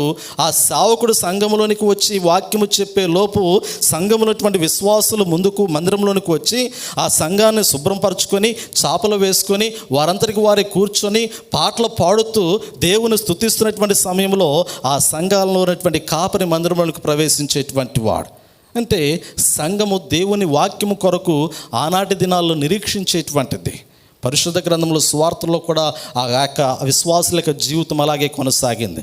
నేటి దినాల్లో మారిపోయినటువంటి పరిస్థితులు గమనించగలిగితే సేవకుడు సంఘంలోనికి ప్రవేశించి సమస్తాన్ని సిద్ధపరచుకొని విశ్వాసులు ఎప్పుడు వస్తారని గుమ్మం వైపు చూస్తూ విశ్వాసుల యొక్క రాక కొరకు నిరీక్షించేటువంటి పరిస్థితులు నేటి దినాల్లో ఉన్నటువంటి పరిస్థితులు. ఒకానొక సమయంలో సంఘ కాపరి మందిరంలోనికి ఎప్పుడు ప్రవేశిస్తాడని సంఘస్థులు వెనుక తిరిగి చూచేటువంటి వారు నేటి దినాల్లో సంఘ కాపరి ఫుల్పీట్ మీద ఉండి విశ్వాసులు గుమ్మంలోనికి ఎప్పుడు ఎవరు వస్తారని నిరీక్షించేటువంటి దినాలు నేటి దినాల్లో ఉన్నటువంటి పరిస్థితులు పిల్లరా.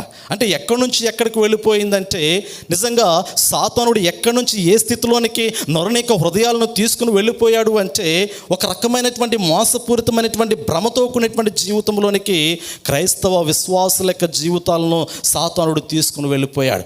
పేరుకి క్రైస్తవుడు విశ్వాసం అనేటువంటి నామము వారికి పెట్టబడి ఉండొచ్చేమో, కానీ నువ్వు పేరుకి బ్రతికి ఉన్నటువంటి వాడు అనేటువంటి మాట కలిగి ఉండొచ్చేమో, కానీ సంఘాలకి ప్రకటన గ్రంథంలో జ్ఞాపకం చేయబడుతున్నది బ్రతికి ఉన్నావు అనేటువంటి పేరు నీకు ఉండొచ్చేమో, కానీ నీవు మృతుడవే అనేటువంటి మాట పరిశుద్ధ గ్రంథంలో ప్రకటన గ్రంథంలో మనం చూడగలుగుతూ ఉంటాం.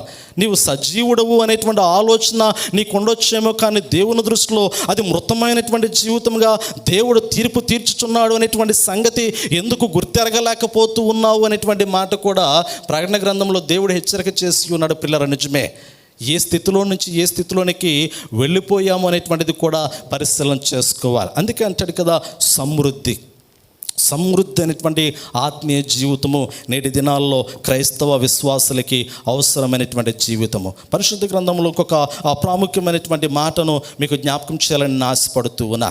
ఇశ్రాయేల్ జీవితాలను దేవుడు నడిపించేటువంటి సమయంలో పిల్లరా, ఇశ్రాయేల్ యొక్క జీవితాల్లో అరణ్యంలో వారికి సమృద్ధి లేదు. ఒక విధంగా చెప్పాలి అంటే అరణ్యంలో ఏముంటాయండి? ఎడారిలో ఇసుక తప్ప మండుతున్నటువంటి ఎండ తప్ప వారికి ఏముంటుంది? ఒక విధంగా వారు వేసుకున్నటువంటి చెప్పులు, వారు ధరించినటువంటి వస్త్రాలతో వారు ముందుకు కొనసాగుతూ ఉన్నారు. దేవుడు వారి మధ్యలో ఎలా నడిచాడు అంటే పగల మేఘస్తంభం వలన రాత్రి అగ్నిస్తంభం వల్లనే నడుస్తూ ఉన్నప్పటికీ కూడా వారు చుట్టూ చూసినప్పటికీ కూడా వారి కనులకి కనీసము అందమైనటువంటి గృహాలు కనపట్టలేదు, కట్టడాలు కనపట్టలేదు, చెట్లు కనపట్టలేదు, ఏమీ కనపట్టలేదు, కానీ ఎడారి కనపడుతూ ఉన్నది. ఎడారిలో వారు నడుస్తూ ఉన్నారు. ఒక విధంగా చెప్పాలి, ఎడారిలో వారు సమృద్ధి అనేటువంటి మాటకి తావులేదు. ఒక విధంగా సమృద్ధి అనేటువంటి పదానికి తావులేదు, కానీ అరణ్యంలో కూడా దేవుడు వారికి సమృద్ధినిచ్చాడు.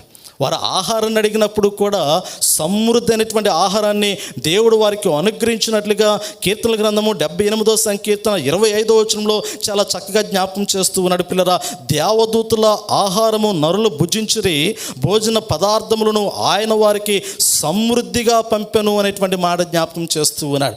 ఎడారిలో సమృద్ధి అనేటువంటి మాటకి ఆ పదానికి ఆ అవకాశం లేదు, కానీ ఎడారిలో ఉన్నటువంటి మనుషులు ఇక మాకు చాలు అనేటువంటి ఆ భావములు, ఆ యొక్క హృదయ ఆలోచనలోనికి వచ్చే అంత సమృద్ధి అయినటువంటి ఆహారాన్ని దేవుడిచ్చాడని కీర్తనలో దావీదు కీర్తన కూడా జ్ఞాపకం చేస్తూ ఉన్నాడు. 78వ సంకీర్తన 25వ వచనాన్ని మనం గమనించగలిగితే అక్కడ కూడా వారికి సమృద్ధి ఉన్నది. రెండోది మనం గమనించగలిగినట్లయితే పిల్లరా, అదే కీర్తనల గ్రంథము 78వ సంకీర్తన 15వ వచనాన్ని మనం గమనించగలిగితే వారు నీరు కూడా ఒక విధంగా బండను చీల్చి, అక్కడ వచనంలో తెలియజేస్తూ వాడు ఆయన బండను చీల్చి సమృద్ధిగా వారు నీరు త్రాగనిచ్చును అనేటువంటి మాట. ఒక విధంగా అక్కడ సముద్రం అంత సమృద్ధి అనేటువంటి మాట కూడా రాయబడుతూ ఉన్నది. చూడండి ఒకసారి 78వ సంకీర్తన 15వ వచనం చదువుదాం. అరణ్యంలో ఆయన బండను చీల్చి సముద్రమంతా సమృద్ధిగా వారికి నీరు త్రాగనిచ్చను అనేటువంటి మాట ఆ వచనంలో జ్ఞాపకం చేయబడుతూ ఉన్నది. అరణ్యంలో, ఎందుకంటే ఆ ముందు వచనంలో కూడా మనం ఆ చక్కగా గమనిస్తూ ఉన్నాం. అది ఎక్కడ జరుగుతూ ఉన్నది, ఆ సంఘటన ఎక్కడ జరుగుతూ ఉన్నదంటే అది అరణ్యంలో జరుగుతూ ఉన్నది. అరణ్యంలో ఏమున్నదంటే ఒక బండ ఉన్నది. ఆ బండను ఆయన చీల్చాడు. ఆయన చీల్చినప్పుడు ఆ బండలో నుంచి వచ్చినటువంటి నీరు ఎలా ఉన్నదంటే సముద్రం అంత సమృద్ధిగా ఉన్నదంటాడు. సముద్రంలో ఉన్నటువంటి నీటిని ఎవరైనా కొలవగలరా? సముద్రంలో ఉన్నటువంటి లోతుని ఎవరైనా తెలుసుకోగలరా?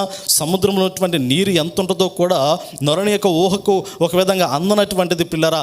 అటువంటి నీరు, ఒక విధంగా సముద్రం అంత నీరుని అరణ్యంలో ఇశ్రాయేల్ ప్రజలకు దేవుడు ఇచ్చాడు అంటాడు. ఇశ్రాయేల్ ప్రజలు కొన్ని లక్షల మంది ప్రజలు తాగటానికి మరి ఉపయోగపడింది ఏమిటంటే అక్కడ ఉన్నటువంటి ఒక బండ మాత్రమే. ఆ బండలో నుంచి అంత సముద్రం అంత నీరు ఎలా వచ్చింది? ఆ బండలో నుండి వచ్చినటువంటి నీరు కొన్ని లక్షల మంది ఇశ్రాయేల్ ప్రజల యొక్క దప్పికను ఎలా తీర్చింది అనేటువంటి ఆలోచన కలిగి ఉన్నట్లయితే పిల్లరా, అది ఇప్పటికీ నరుని యొక్క ఊహకు అందనటువంటిదే. దేవుని యొక్క అద్భుతమైనటువంటి కార్యాలు నరుని పట్ల ఎలా ఉంటాయంటే, నరుని యొక్క ఆలోచనలకి అందనటువంటి మరి దేవుని యొక్క కార్యాలు పరిశుద్ధ గ్రంథంలో మనం చూడగలుగుతూ ఉన్నాం పిల్లరా. అరణ్యంలో బండలో నుంచి సముద్రమంత నీటిని దేవుడు తీసుకొచ్చాడు. నిజమే, ఇశ్రాయేలు ప్రజలకి సముద్రం అంతా ఆహారం ఇచ్చాడు. ఇశ్రాయేలు ప్రజలకి సమృద్ధి అనేటువంటి నీరుని దేవుడు ఇచ్చాడు. అయినప్పటికీ కూడా వారు సనిగారు, అయినప్పటికీ కూడా వారు గొనిగారు. నిజం కదండి. ఇశ్రాయేలు ప్రజలు అరణ్యంలో అప్పటికి ఇంకా దేవుని మీద ఎందుకు తిరుగుబాటు చేశారు? వారికి సమృద్ధి అనేటువంటి ఆహారం ఉన్నది కదా, వారు త్రాగడానికి సమృద్ధి అనేటువంటి నీరు ఉంది కదా. ఆ వారి మధ్యలో ఆయన పగల మేఘస్తంభం వలన, రాత్రి అగ్నిస్తంభం వలన ఆయన నడుస్తూనే ఉన్నాడు కదా. అయినప్పటికీ కూడా ఆయన వారికి బలాన్ని ఇచ్చాడు కదా, శక్తిని ఇచ్చాడు కదా. వారు వేసుకున్నటువంటి చెప్పులు అరిగిపోకుండా దేవుడే వారికి ఆ యొక్క కృపనిచ్చాడు కదా. వారు వేసుకున్నటువంటి వస్త్రాలు చినిగిపోకుండా, చీకిపోకుండా దేవుడు ఆ కృపను వారికి ఇచ్చి ఉన్నాడు కదా. వారికి దేవునితో నడవలసినటువంటి జీవితమే, వారికి అంతకుమించినటువంటి భాగ్యం ఏమున్నది, అంతకుమించినటువంటి అదృష్టకరమైనటువంటి జీవితం ఏమున్నదంటే, కానీ పిల్లరా ఆ హృదయాలు ఇంకా దేన్నో కోరుతూ ఉన్నాయి. ఆ హృదయాలు అప్పటికి దేవుని చేత నడిపించబడుతున్నటువంటి హృదయాలుగా ఉన్నప్పటికీ కూడా ఆ హృదయాల్లో సాతాను ప్రేరేపితంగా కొన్ని ఆలోచనలు హృదయాల్లోనికి ప్రవేశిస్తూ ఉన్నాయి, కొన్ని కోరికలు హృదయాల్లోనికి ప్రవేశిస్తూ ఉన్నాయి, కొన్ని తలంపులు హృదయాల్లోనికి ప్రవేశిస్తూ ఉన్నాయి. వాటిని నెరవేర్చుకునేటువంటి విషయంలో వారు ఎక్కడి దాకా వెళ్ళిపోయారు అంటే, సమస్తాన్ని సమృద్ధిగా ఇచ్చినటువంటి దేవుని విడిచి పక్కకు వచ్చేసారంతే. ఆ పక్కకు రావటం వల్ల వారికి మిగిలినటువంటిది ఏమిటంటే మరణమే కదా. దాని పర్యవసానం ఏమిటి? వారు పొందుకున్నటువంటి జీవితం ఏమిటి? ఆ తదుపరి జీవితాన్ని మనం గమనించగలిగితే పిల్లరా, వారి జీవితంలో మరణము తప్ప జీవాన్ని వారు చూడలేకపోయారు. అందుకంటాడు కదా, దేవునికి సమృద్ధిని ఇచ్చినటువంటి వాడే, దేవునికి సమస్తాన్ని ఇచ్చినటువంటి వాడే, సమస్తాన్ని ఇచ్చినటువంటి దేవుని సన్నిధిని ఈరోజు నీవు విడిచి బయటకు వెళ్ళావు అంటే నీ జీవితము చివరి ఎలా ఉండబోతూ ఉన్నదంటే, ఇశ్రాయేలు పొందుకున్నటువంటి పరిస్థితి ఎలా ఉందో ఒకవేళ అలా ఉండబోతూ ఉంటుందేమో. ఒకవేళ ఇదిగో క్రొత్త నిబంధన కాలంలో మరి పౌలు భక్తుడు కొలసి సంఘానికి జ్ఞాపకం చేసినట్లుగా, లేదా పేతురు భక్తుడు మరి ఆ సంఘంలో ఉన్నటువంటి క్రైస్తవ విశ్వాసులకి జ్ఞాపకం చేసినట్లుగా, ఒకవేళ గుడ్డి వారిగా, దూరదృష్టి లేనటువంటి వారిగా, సమాజంలోనికి వెళ్ళిపోయినటువంటి వారిగా ఒకవేళ అటువంటి జీవితాన్ని కలిగి ఉంటారేమో అని పరిశీలన చేసుకోవాల్సినటువంటి అవసరత ఉన్నది ప్రియులారా. అందుకంటాడు కదా, మరొక మాట మనం జ్ఞాపకం చేసుకుందాం. చివరిగా రెండు సంగతులు జ్ఞాపకం చేసుకుని మనం ముగించుకుందాం. ఆ పరిశుద్ధ గ్రంథంలోని ఫిలిప్పీలకు రాసిన పత్రిక 1:20 అంటాడు కదా, క్రీస్తు యొక్క ఆత్మను సమృద్ధిగా మీలో నివసింపనీయుడే అనేటువంటి మాట పౌలు భక్తుడు ఫిలిప్పీ సంఘానికి జ్ఞాపకం చేస్తాడు. ఈరోజు నీకు సమృద్ధిగా అవసరమైనది ఏమిటంటే, నీ జీవితంలో నాకు ఇక లోటు లేదు, సమృద్ధి అంటే నాకు లోటు లేదు, నాకు కొదువు లేదు అనేటువంటి భావం నీ హృదయంలోనికి రావాలి. ఆ భావం నీ హృదయంలోనికి రావాలి అంటే క్రీస్తు యొక్క ఆత్మ నీ హృదయంలో సమృద్ధిగా ఉండాలని ఫిలిప్పీలకు రాసిన పత్రిక 1:20 జ్ఞాపకం చేస్తూ ఉన్నాడు. పిల్లలు ఒకసారి చదువుదామా వచనాన్ని. నేను మిగులు ఆపేక్షించుచు నిరీక్షించున్న ప్రకారముగా మీ ప్రార్థనల వలన యేసు క్రీస్తు యొక్క ఆత్మ నాకు సమృద్ధిగా కలుగుట వలన ఆ ప్రకటన నాకు రక్షణార్థంగా పరిణమించినని నేను ఎరుగుదును. నా మట్టుకైతే బ్రతుకుట క్రీస్తే, చావైతే లాభమని చక్కటి మాట పౌలు భక్తుడు సంఘానికి జ్ఞాపకం చేస్తూ ఉన్నాడు. పిల్లరా, క్రీస్తు యొక్క ఆత్మ సమృద్ధిగా నివసించాలి మన జీవితంలో. క్రీస్తు యొక్క ఆత్మ సమృద్ధిగా నీ హృదయాన్ని ఏలుతూ ఉండాలి. ఒకటి, దేవుని యొక్క వాక్యము సమృద్ధిగా నీ హృదయంలో ఉండాలి. రెండోది, క్రీస్తు యొక్క ఆత్మ సమృద్ధిగా నీ హృదయంలో ఉండాలని పరిశుద్ధ గ్రంథంలో జ్ఞాపకం చేయబడుతూ ఉన్నది. ఆ తదుపరి ఇంకొక మాట మనం గమనించగలిగినట్టయితే పిల్లరా, తీతుకు రాసినటువంటి పత్రిక 3:6 కూడా ఇంకొక మాట జ్ఞాపకం చేయబడుతూ ఉన్నది. మనం ఆయన కృప వలన నీతిమంతులమని తీర్చబడి నిత్య జీవమును గురించిన నిరీక్షను బట్టి దానికి వారసుల మొగటకై ఆ పరిశుద్ధ ఆత్మను మన రక్షకుడైనటువంటి యేసు క్రీస్తు ద్వారా ఆయన మన మీద సమృద్ధిగా కుమ్మరించను అనేటువంటి మాట జ్ఞాపకం చేస్తూ ఉంది. దేవుడు ఎక్కడ కొదువుగా చేయలేదు కదండి. దేవుడు ఎక్కడన్నా కొంచెంగా ఇచ్చాడంటే అలాగేమి ఇవ్వలేదు, సమృద్ధిగా దేవుడు ఇచ్చాడు. దేవుని యొక్క వాక్యము నీకు సమృద్ధిగా ఉన్నది, పరిశుద్ధాత్మ కూడా నీకు సమృద్ధిగా కుమ్మరించబడుతూ ఉన్నది, దేవుని యొక్క ఆత్మ నడిపింపు కూడా సమృద్ధిగా నీకు ఇవ్వబడుతూ ఉన్నది. అదే సమయంలో నీవు జీవించడానికి ఏమైతే అవసరమై ఉన్నాయో వాటిని కూడా దేవుడు నీకు సమృద్ధిగా ఇవ్వటానికి సిద్ధంగానే ఉన్నాడు. ఆశీర్వాదాలన్నీ కూడా నీవు అడగక మునిపే ప్రతి అక్కర కూడా నీ పట్ల తీర్చడానికి ఆయన ఎంతగానో సిద్ధపడి ఉన్నప్పటికీ ప్రియులరా, ఈ 3 ప్రాముఖ్యంగా నీ జీవితం జీవితంలో సమృద్ధిగా ఉండాలి. ఆ తర్వాత భౌతికంగా నీ జీవితంలో ఏం అవసరమై ఉన్నాయో వాటన్నిటిని కూడా దేవుడు నీకు సమృద్ధిగా ఇస్తాడు. దేవుని యొక్క వాక్యము నీ హృదయంలో సమృద్ధిగా ఉండాలి. పరిశుద్ధాత్మ దేవుడు నీ జీవితంలో సమృద్ధిగా ఉండాలి. దేవుని యొక్క ఆత్మ నడిపింపు నీ జీవితంలో సమృద్ధిగా ఉండాలి.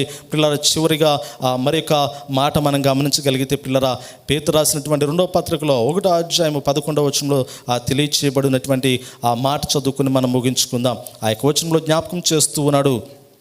పేతురు రాసినటువంటి 2వ పత్రిక 1వ అధ్యాయం 11వ వచనంలో, మీరిట్టి క్రియలు చేయువారైతే ఎప్పుడనో తొట్టిల్లరు, అలాగున మన ప్రభువును రక్షకుడినైన యేసు క్రీస్తు యొక్క నిత్య రాజ్యంలో ప్రవేశము మీకు సమృద్ధిగా అనుగ్రహింపబడును అంటాడు. చివరి ఆ మాటగా పేతురు భక్తుడు ఏమి జ్ఞాపకం చేస్తూ ఉన్నాడు అంటే, ప్రతి క్రైస్తవుడు కూడా ప్రయాసపడేది దీని కొరకే.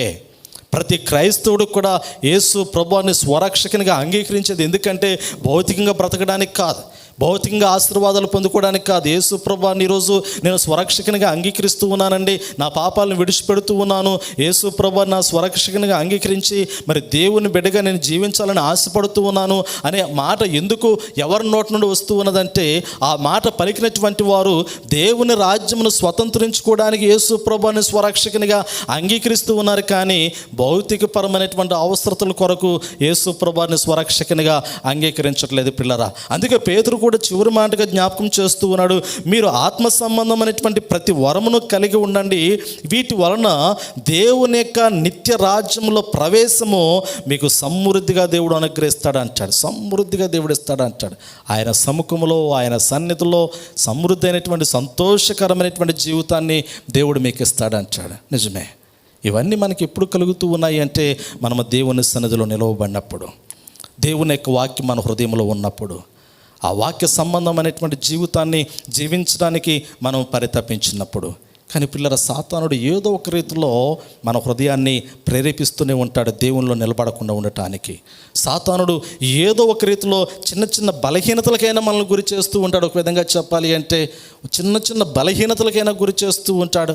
అదే సమయంలో మనం అనుకుంటూ ఉంటాం, రాత్రికాల సమయంలో పరుండబోయేటువంటి సమయంలో రేపు తెల్లవారుజామున లేచి నేను దేవుని సన్నిధికి వెళ్ళాలని రాత్రికాల సమయంలో నీకు హృదయంలోనికి ప్రేరేపణ వస్తుందేమో, కానీ తెల్లవారు సమయానికి ఆ ప్రేరేపణ సాతానుడు తీసివేస్తూ ఉంటాడు. ఒక విధంగా చెప్పాలి అంటే సాతానుడు మరి యొక్క ప్రేరేపణ నీకు హృదయంలోనికి తీసుకుని వస్తాడు. దేవుడేమో ఇదిగో నీవు దేవుని సన్నిధికి వెళ్ళు, నీవు వేరే ఎవరిని చూడవద్దు, వాళ్ళు వచ్చారా వీళ్ళు వచ్చారా, వాళ్ళు ఉన్నారా వీళ్ళు ఉన్నారా అనేటువంటి ఆలోచన నీ హృదయంలోనికి రాకూడదు. నీవు దేవునితో ఉన్నావా, దేవుడు నీతో ఉన్నాడా? నీవు దేవుని సముఖంలో దేవుని కనపడుతూ ఉన్నావా, దేవుని సముఖంలో దేవుని చేత నీవు దీవించబడుతూ ఉన్నావా? నీవు దేవుడే ఉండాలి తప్ప పక్కవారిని ఎప్పుడు కూడా మనం జీవితంలోనికి తీసుకోకూడదు. వాళ్ళు వస్తే నేను వస్తాను, వాళ్ళు ఉంటే నేను వస్తాను, వాళ్ళు రావట్లేదు కాబట్టి నేను రావట్లేదు, ఇటువంటి ఆలోచన సాతాను ప్రేరేపితమైనటువంటి ఆలోచన. ఇటువంటి ఆలోచన ఆత్మీయంగా బలహీన పడిపోవడానికి, లేదా దేవునికి దూరం అయిపోవడానికి, లేదా మరి ఆ బలహీనమైనటువంటి స్థితిలోనికి జీవితాన్ని నడిపించుకోవడానికి సాతానుడు ప్రవేశపెట్టేటువంటి ఆలోచన. ఎవరున్నా రాకపోయినా, ఎవరు వచ్చినా రాకపోయినా నేను దేవునితో ఉంటాను అనేటువంటి ఆలోచన, అది దైవ సంబంధమైనటువంటి ఆలోచన పిల్లరా. పరిశుద్ధ గ్రంథంలో అటు ఆలోచన కలిగినటువంటి వారు యెహోషువ, కాలేబు జీవితాలే. ముందుకు వచ్చినా రాకపోయినా కానీ యెహోషువ అంటాడు కదా, మీరు ఎవరిని స్తుతించినను స్తుతించకపోయినాను, అంటే మీరు దేవుని స్తుతించినను స్తుతించకపోయినాను, మీరు ఎవరిని ఆరాధించినప్పటికీ కూడా నేనును నా ఇంటి వారును నీతి సూర్యుడైనటువంటి యెహోవాను మాత్రమే ఆరాధిస్తాము. నీతి సూర్యుడైనటువంటి యెహోవాను మేము సేవిస్తాము. ఎటువంటి ఉపద్రవములు వచ్చినప్పటికీ కూడా, ఎటువంటి పరిస్థితులు వచ్చినప్పటికీ కూడా నేను నా కుటుంబము దేవుని సన్నిధిలో కనపడటానికి మేము ఇష్టపడుతూ ఉన్నామనేటువంటి మాట పలికినటువంటి కుటుంబం ఏదైనా ఉన్నదంటే అది యెహోషువ కుటుంబం మాత్రమే. ఈరోజు అటు రీతిలో ఉండాలి పిల్లరా. ఈరోజు అటు జీవితాన్ని కలిగి ఉండటానికి ప్రయాసపడాలి. అప్పుడు నీ జీవితాన్ని దేవుడు సమృద్ధిగా నిలబడతాడు. అప్పుడు నీ హృదయాన్ని కూడా దేవుడు సమృద్ధిగా వాక్యంతో పోషిస్తాడు. తన యొక్క ఆత్మ ద్వారా నడిపిస్తాడు, తన పరిశుద్ధాత్మ ప్రసన్నతలో నడిపిస్తాడు. అన్నిటికన్నా ముఖ్యంగా నిత్యత్వంలోనికి అంటే నిత్య రాజ్యంలోనికి ప్రవేశించడానికి కూడా సమృద్ధిగా ఎదుట ద్వారములు తెరిచి దేవుడు ఆహ్వానిస్తాడు. ఆ జీవితం కలిగి ఉండాలి. కానీ భౌతిక సంబంధమైనటువంటి సమృద్ధి కొరకు, ఆత్మ సంబంధమైనటువంటి సమృద్ధి అనేటువంటి ఆహారాన్ని పక్కన పెట్టేసి భౌతిక సంబంధమైనటువంటి సమృద్ధి కొరకు ప్రయాసపడితే దాని ముగింపు ఎలా ఉంటుందో ధనవంతుని యొక్క జీవితాన్ని దేవుడు జ్ఞాపకం చేశాడు. అననీయ సప్ఫీరా యొక్క జీవితాన్ని దేవుడు జ్ఞాపకం చేశాడు. వారి జీవితాలు అకస్మాత్తుగా విడవబడేటువంటి జీవితాలుగా ఉంటాయి. దేవుని రాజ్యాన్ని చూడలేనటువంటి జీవితాలుగా ఉంటాయి. అటు జీవితాలుగా ఉండకూడదని దేవుడు సమృద్ధి అయినటువంటి సహవాసాన్ని కలిగి ఉండమని హెచ్చరిక చేస్తూ ఉన్నాడు. ఈ మాటలు దేవుడు మనకి వెనుకల్లో దీవించి ఆశీర్వదించునుగాక. ఆమేన్. ప్రార్థన చేసుకుందాం. తలలు వంచండి, ప్రార్థన చేసుకుందాం. మహాపరిశుద్ధుడమైన తండ్రి, ప్రేమ కలిగిన మా దేవ, మీ ఘనమైన పరిశుద్ధమైన మహోన్నతమైన నామమునకు స్తుతులు చెల్లిస్తూ ఉన్నాం. ప్రభా, నీ బిడ్డలమైనటువంటి మేము సమృద్ధి అయినటువంటి ఆత్మీయ జీవితాన్ని కలిగి ఉండాలని లేఖనాల్లో మీరు సెలవిస్తూ ఉన్నారు. కుదువలేనటువంటి జీవితము, ఇదిగోనైనా ఏ విధముగా కూడా ఎటు చూచినా కానీ సంపూర్ణంగా పరిపూర్ణంగా వాక్య సంబంధమైనటువంటి జీవితాన్ని కలిగి ఉండాలని లేఖనాల్లో మీరు సెలవిస్తూ ఉన్నారు. వాక్యాన్ని సమృద్ధిగా హృదయంలో కలిగి ఉండాలని, దేవుని యొక్క ఆత్మను హృదయంలో సమృద్ధిగా కలిగి ఉండాలని, పరిశుద్ధాత్మ నడిపింపును సమృద్ధిగా హృదయంలో కలిగి ఉండాలని, దైవికమైనటువంటి జీవిత విధానాన్ని సమృద్ధిగా కలిగి జీవించాలని, అటు జీవితాన్ని జీవించేటువంటి వారు నిత్య రాజ్యములోనికి సమృద్ధిగా ప్రవేశిస్తారని లేఖనాల్లో మీరు సెలవిస్తూ ఉన్నారు. భౌతిక సంబంధమైనటువంటి సమృద్ధి కొరకు ప్రయాసపడేటువంటి వారు అననీయ సప్ఫీరా వలె, ధనవంతుని వలె లోకంలో విడవబడేటువంటి స్థితిలోనికి వెళ్ళిపోతారు. వారు సాతాను చేత మోసపరచబడినటువంటి ఆ జీవితాలను కలిగి ఉంటారని లేఖనాల్లో సెలవిస్తూ ఉన్నారు. అవునైనా మేము అట్టివారుగా ఉండటానికి ప్రభా, అట్టివారుగా ఉండకుండా ఉండటానికి, మరి ప్రాముఖ్యంగా దేవుని యొక్క రాజ్యమును స్వతంత్రించుకోవడానికి యెహోషువ వలె, పౌలు భక్తుని వలె, పేతురు భక్తుని వలె ఆత్మ సంబంధమైనటువంటి శ్రేష్టమైనటువంటి వరముల చేత సమృద్ధిగా నీ సన్నిధిలో నీ సహవాసాన్ని కలిగి ఉండాలని మీరు సెలవిచ్చి ఉన్నారు. అందుని బట్టి మిమ్మల్ని స్తుతిస్తూ ఉన్నారు. ప్రభు యొక్క వాక్యం వినేటువంటి వారందరినీ కూడా మీరు జ్ఞాపకం చేసుకోండి. ఆత్మీయమైనటువంటి సమృద్ధి వనరులతో నీ బిడ్డలు మీరే నడిపించి బలపరిచి పోషించమని యేసుక్రీస్తు నామంలో అడిగి వేడుకొనుచున్నాము తండ్రి. ఆమేన్. మన పరమ తండ్రిన దేవుని ప్రేమయు, మన ప్రభువైన యేసుక్రీస్తు కృపయు, పరిశుద్ధాత్మ యొక్క అన్యోన్య సన్నిధి సహవాసము, దేవుని యొక్క వాక్యమును విన్నటువంటి ప్రతి ఒక్కరికి సదాకాలము దేవుని యొక్క దీవెనల ఆశీర్వాదములు తోడైండి నడిపించునుగాక. ఆమేన్. పిల్లల దేవుని చిత్తమైతే మరొక పర్యాయం ఏ విధంగానే ఇటు రీతిగానే యూట్యూబ్ ద్వారా దేవుని యొక్క వాక్యాన్ని మీతో పంచుకుంటాను. అప్పటి వరకు దేవుడు మిమ్మల్ని, మీ కుటుంబాలను దీవించి ఆశీర్వదించునుగాక. ఆమేన్.